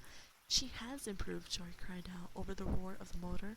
For sure, Claudia agreed, watching Sophie confidently release one hand from the rope and wave at them. Maria swung the boat in a wide arc, and Sophie leaped into the curve, laughing and happy. Her short, fuzzy hair bobbed freely. Watching her friend Claudia could feel herself getting impatient from her own turn, as if your thoughts. Joy called, Do you want to go next? Claudia nodded. She hurriedly took off the baseball cap and then the flotation belt. She could remove her pants and t-shirt. Can't wait to get into the water, she thought. I'm sweating to death under all these clothes. She peeled off her t-shirt and pants and was reaching for the flotation belt again when she heard Joy's cry over the noise of the motor. Maria, stop! Sophie's gone down! Maria turned her eyes quickly to the water. Sophie was definitely down. She watched for Sophie's right arm to shoot up, signal that she was okay. No signal. Squinting hard and shielding her eyes from the sun, Claudia saw something bob to the bottom of the waves. Sophie? Claudia felt her throat tighten as she realized it was a ski. One ski. Where is she? Joy shouted. There, Claudia cried, pointing as she spotted Sophie's head float to the surface. As Claudia was pointing, Sophie sank again and then resurfaced, flailing her arms and legs frantically. Maria, turn the boat around, Claudia screamed. Sophie's in trouble. She must be caught in the riptide. It's taking her out to sea, Joy cried, her eyes widened with horror. Claudia gasped at the sudden silence. The boat slowed, then drifted with the waves. She could see Sophie's kicking and thrashing, struggling desperately to free herself from the powerful current. Maria, go after her, Claudia screamed in a shrill voice, choked with fear. I can't, Maria shouted back, her hands frantically working with the controls. The boat! It's stalled out. It won't move. Chapter 14. Chapter 14. Chapter 14. Chapter 14. Sophie's drowning, Joy shrieked, leaning over the side of the boat. From the glare of the sun, Maria, do something. It won't start, Maria shouted, both hands stabbing wildly at the controls. What can I do? What can I do? The boat bobbed helplessly on the rocking waves. Keep her on. Claudia saw Sophie struggling frantically as the powerful current swept her father further and further away. What can I do? What can I do? The panic in Maria's voice spurred Claudia to action without realizing what she was doing. Claudia dove over the side of the boat. The shock of the cold water made her gasp. Choking, she rose to the surface. My flotation belt, she thought. It's still in the boat. The sun made the rolling waves sparkle all around her. Spinning around, she reached for Sophie. Where are you? Where are you? Her heart pounding, she finally spotted Sophie in the near distance and saw her arms still flailing wildly. Thank you Taking so much a for deep following these breath, heavenly goddesses. Claudia began Have fun. swimming toward her with a strong, steady crawl, moving against the pull of the waves. She knew she had to stay parallel to the web tide without getting caught in it. Thank you so much for the follow, Marl. It's a pleasure to meet you. I hope you have a lovely day or a good night and sweet dreams ahead of you.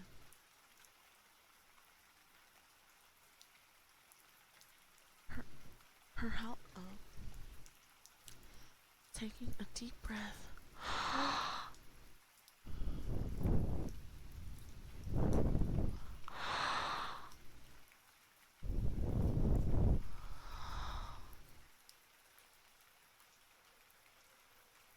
Claudia began swimming toward her with a strong, steady crawl, moving against the pull of the waves. She knew she had to stay parallel to the web tide without getting caught in it. Sophie's head went under. Then a few seconds later, it appeared on the diamond-like surface again. Sophie, I'm coming, Claudia shouted, but the wind and the waves blew her voice back behind her. Sophie! She tried to swim faster, but the current was pulling hard to the opposite way. Maria, where are you? Maria, please hurry, she said frantically to herself. She listened for the roar of the boat motor as it caught, but the only sounds she could hear were the steady wash of the waves and her labored breathing as she pulled herself through the water. Glancing back over her shoulder, Claudia could see the boat bobbing silently far behind her. Maria, please. How could a boat just stall out like that? Claudia's shoulders began to ache. She cried out as a cramp shot up her right leg, her legs burning from the salt water. She squinted hard, searching for Sophie. Where are you? Where are you, Sophie? Keep swimming. Keep struggling. Yes, Claudia could see her up ahead. I'm coming, Sophie. Claudia suddenly realized that she was swimming much faster, gliding easily now over the tossing waves. The leg cramp eased. She Thank you seemed so to much be for moving with following the these heavenly current now goddesses. instead of Have against fun. it. With the current. To her horror, Claudia realized she had swum into the whip tide. No, please. She was caught in the powerful rush of current, helpless, being swept away out of sea. Thank you so much for the follow, Han. It's a pleasure to meet you. I'm your homie VTuber, Artemis Magi. You can call me Artemis. Have a lovely Thursday and sweet dreams if it is nighttime for you.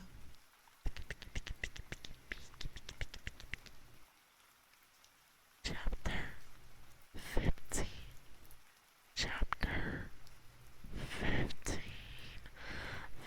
15. 15. She's trying to kill us. To kill us. I'm going to drown. I'm going to drown, Claudia realized.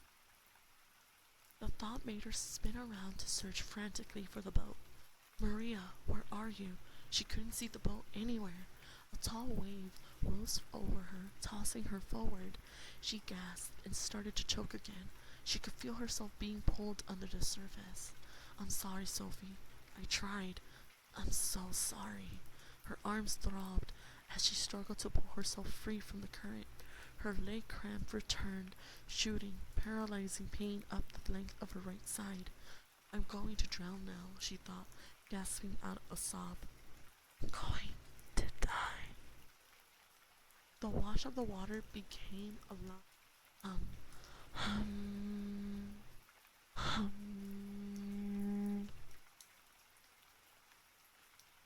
The hum became a roar. I'm sinking, Claudia thought, sinking into the roar. Her arms were heavy to stroke now. Her legs ached with shooting pains. She could feel herself sinking into the deafening roar. And then, unexpectedly, hands were circling her arm. She felt strong hands onto her and pull. That roar wasn't inside her head. The roar was the sound of a motor, a boat's motor, and she was being lifted out of the water. Two people were working to lift her, to pull her onto the boat. Besides Sophie, Sophie smiled at her, trembling all over, her entire body shivering and dripping wet and covered with goosebumps. Goosebumps, goosebumps, goosebumps, goosebumps, goosebumps. Goosebumps, goosebumps, goosebumps, goosebumps, goosebumps.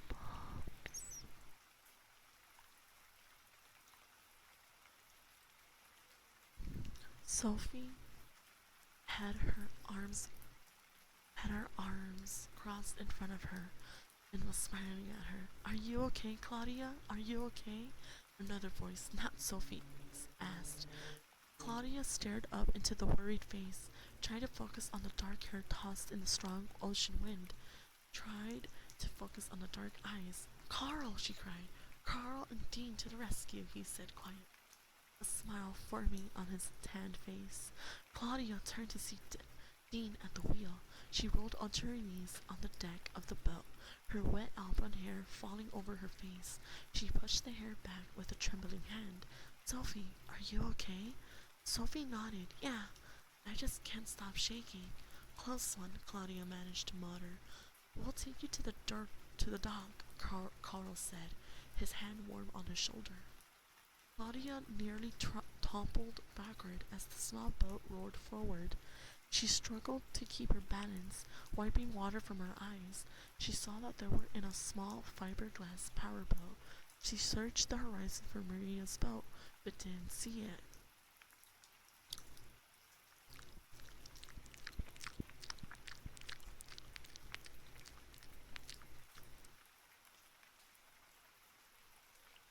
The tiny boat rode loudly, bouncing over the waves. Claudia scooted close to Sophie. What happened? She shouted. Did you let go of the rope? I don't know, Sophie told her, still shivering despite the hot sun that burned down directly above them. 1 minute I was up, the next I was down. I was still holding onto the bar, but the tow rope, I don't know. I wasn't connected to the boat anymore. I don't know what happened, Claudia. I got caught in the whip tide and Claudia wrapped a comforting arm around Sophie's trembling shoulders. She could see the white dot up ahead. We're okay, she thought. We're okay. Claudia's legs were shaking as Carl and Dean helped her onto the dock a few moments later. Sophie offered both boys a relieved smile as they pulled her from the boat. You guys are heroes, she told them. Hey, we do this all the time, Dean told her, grinning. The roar of another boat's engine made them all turn toward the water. Maria and Joy were both waving wildly as Maria's boat bounced up to the dock. A few seconds later, Joy leaped off the boat and, shrieking happily, came running over to throw her arms around Sophie and Claudia. Maria tethered her boat, then jumped ashore, a broad smile on her face. I'm so happy, she cried. My stupid boat. I've got to get a new motor. Joy and I saw that you were safe. Then I finally got my motor to turn over. I think I'd flooded it or something. There were more hugs and cries of thanks to the two boys. Carl and Dean tried to act casual, but Claudia could see how pleased they were with themselves. Even Maria thanked them again and again, which seemed to be a special triumph for them. We've got to get back to the boat, Carl said finally. We sort of borrowed it. Everyone laughed. Maybe we'll catch you later, Dean, smiling at Sophie. Yeah, catch you later, Carl repeated. The four girls watched the boys whirl off in the tiny boat. Let's get up to the house, Sophie cried, smiling at Maria. I'm starving. Close calls always make me hungry too, Joy declared, her arm around Sophie's shoulders. What on earth happened, Sophie? Maria asked, fading. Did you lose your grip on the bar or what? I don't know, Sophie started, but Claudia interrupted. She had reached into the water and pulled up the end of the nylon tow rope. Look at this, she called to the others. She held up the end of the rope to them. See, her hand began to tremble as she realized what she discovered.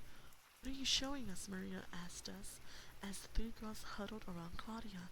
Look at this tow rope, Claudia said softly. It isn't frayed. It didn't tear. Huh? What do you mean, Claude? Joy demanded, bewildered. The rope had to be cut. Look how smooth the end is. It had to be cut so that it would snap under pressure. You mean, Sophie started, raising a hand to her mouth. I mean, someone did this deliberately, Claude said, turning to Maria. Maria tossed back her blonde hair. Her blue eyes started staring hard at the end of the rope.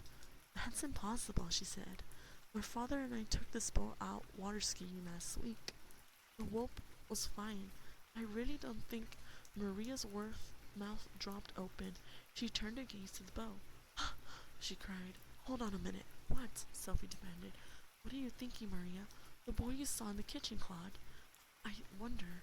Daniel? Claude cried. Why would he cut the tow rope?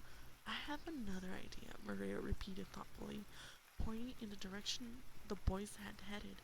Pearl and Dean, they were on the beach yesterday. I wouldn't be all surprised if they cut the rope. Huh? Joy cried out. How can you accuse them, Maria? Yeah, they saved us, Sophie declared repeatedly. We could have drowned, Claudia agreed. Those boys, how did they know to be here? Maria interrupted. Don't you think it was a little convenient? How did they know just when to come riding in to the rescue? Maria, Sophie started. Maria cut her off. They cut the rope after we left the beach yesterday. Then they probably watched from the point, waiting for someone to start skiing and go down. I'm telling you, Sophie, they did it so they could be heroes. Their showing up like that is just too big of a coincidence. No, it isn't, Joyce said loudly, her green eyes lighting up. Huh? What do you mean? Maria asked. It wasn't a coincidence, Joy confessed. I told them to come around today. You what? Maria cried, hands on her hips. Get up to the house, Sophie cried, to get changed, and I'm starving. Yeah, let's go, Joy eagerly agreed, starting toward the stairs that led up to the back lawn. Rounding thoughtfully, Maria followed. Only Claudia lingered behind, holding the cut tow rope out of the water, staring at the smooth end. Now I know I'm right, Joy declared, whispering. Now I know I'm right.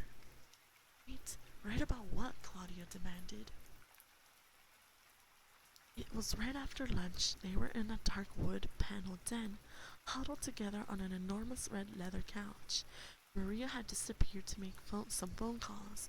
Across the room, the mounted mouse head hung over a red bilk fireplace stared at them with mournful brown eyes. Joy, what are you talking about? Sophie asked, whispering to her eyes on the den doorway. Joy pushed herself off the couch, crossed the room, and closed the door before replying. She wore a white sleeveless top over white tennis shorts, which emphasized her tan skin. Just what I said before, she whispered, her expression troubled. About the reason for this little camp full moon reunion. Maria brought us here to torture us. She swallowed hard, maybe even to kill us. Joy, really, you need to have a reality check, Sophie said, rolling her eyes. She turned to Claudia for support, but Claudia didn't say a thing. Anyone could have a water skiing accident, Sophie insisted. Can't blame Maria. Yes, I can, Claudia was right about the tow rope, Joy continued, tugging her ponytail. You saw it, Sophie. That rope was cut. But Joy, and do you really believe that Maria's boat cut out just at the moment it was needed to rescue you? Joy continued, her nostrils flaring. Do you really believe it stalled out just when you were about to drown? I don't know, Sophie replied, shaking her head. She pushed her wire-framed glasses up to her nose. I'm right. I know I'm right. The leeches on my arm accident. None of the accidents here have been accidents. Maria has to be responsible. Alfred reported that the police searched and didn't find a trace of Claudia's ghost boy. It has to be Maria. Maria brought us here to torture us. Claude raised her eyes to Joy. But why? She demanded. What's her reason, Joy? Why would she want to do that to us? Joy leaned forward, all the light fading from her green eyes. Because, she whispered, Maria must know that Addison's death wasn't an accident. Chapter 60. The truth about Allison. Hi there, darkness. Hi there, sweetheart. Thank you so much for being here. Enjoy your day at school.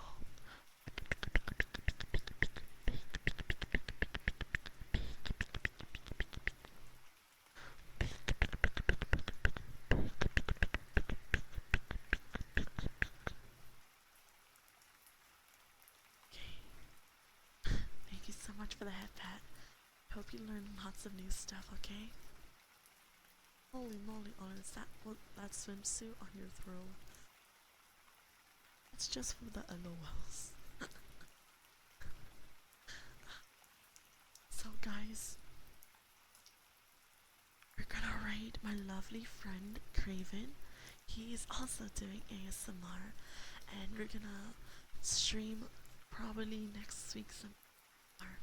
Tomorrow will be my sister Apollo's turn. And thank you so much for joining us today. Have a lovely day ahead of you. Sweet dreams. Love you, homies. And I'll see you hopefully tomorrow. Or on Sunday. Fun day. Sunday is a collab, so we'll see. Okay. Goodbye, guys.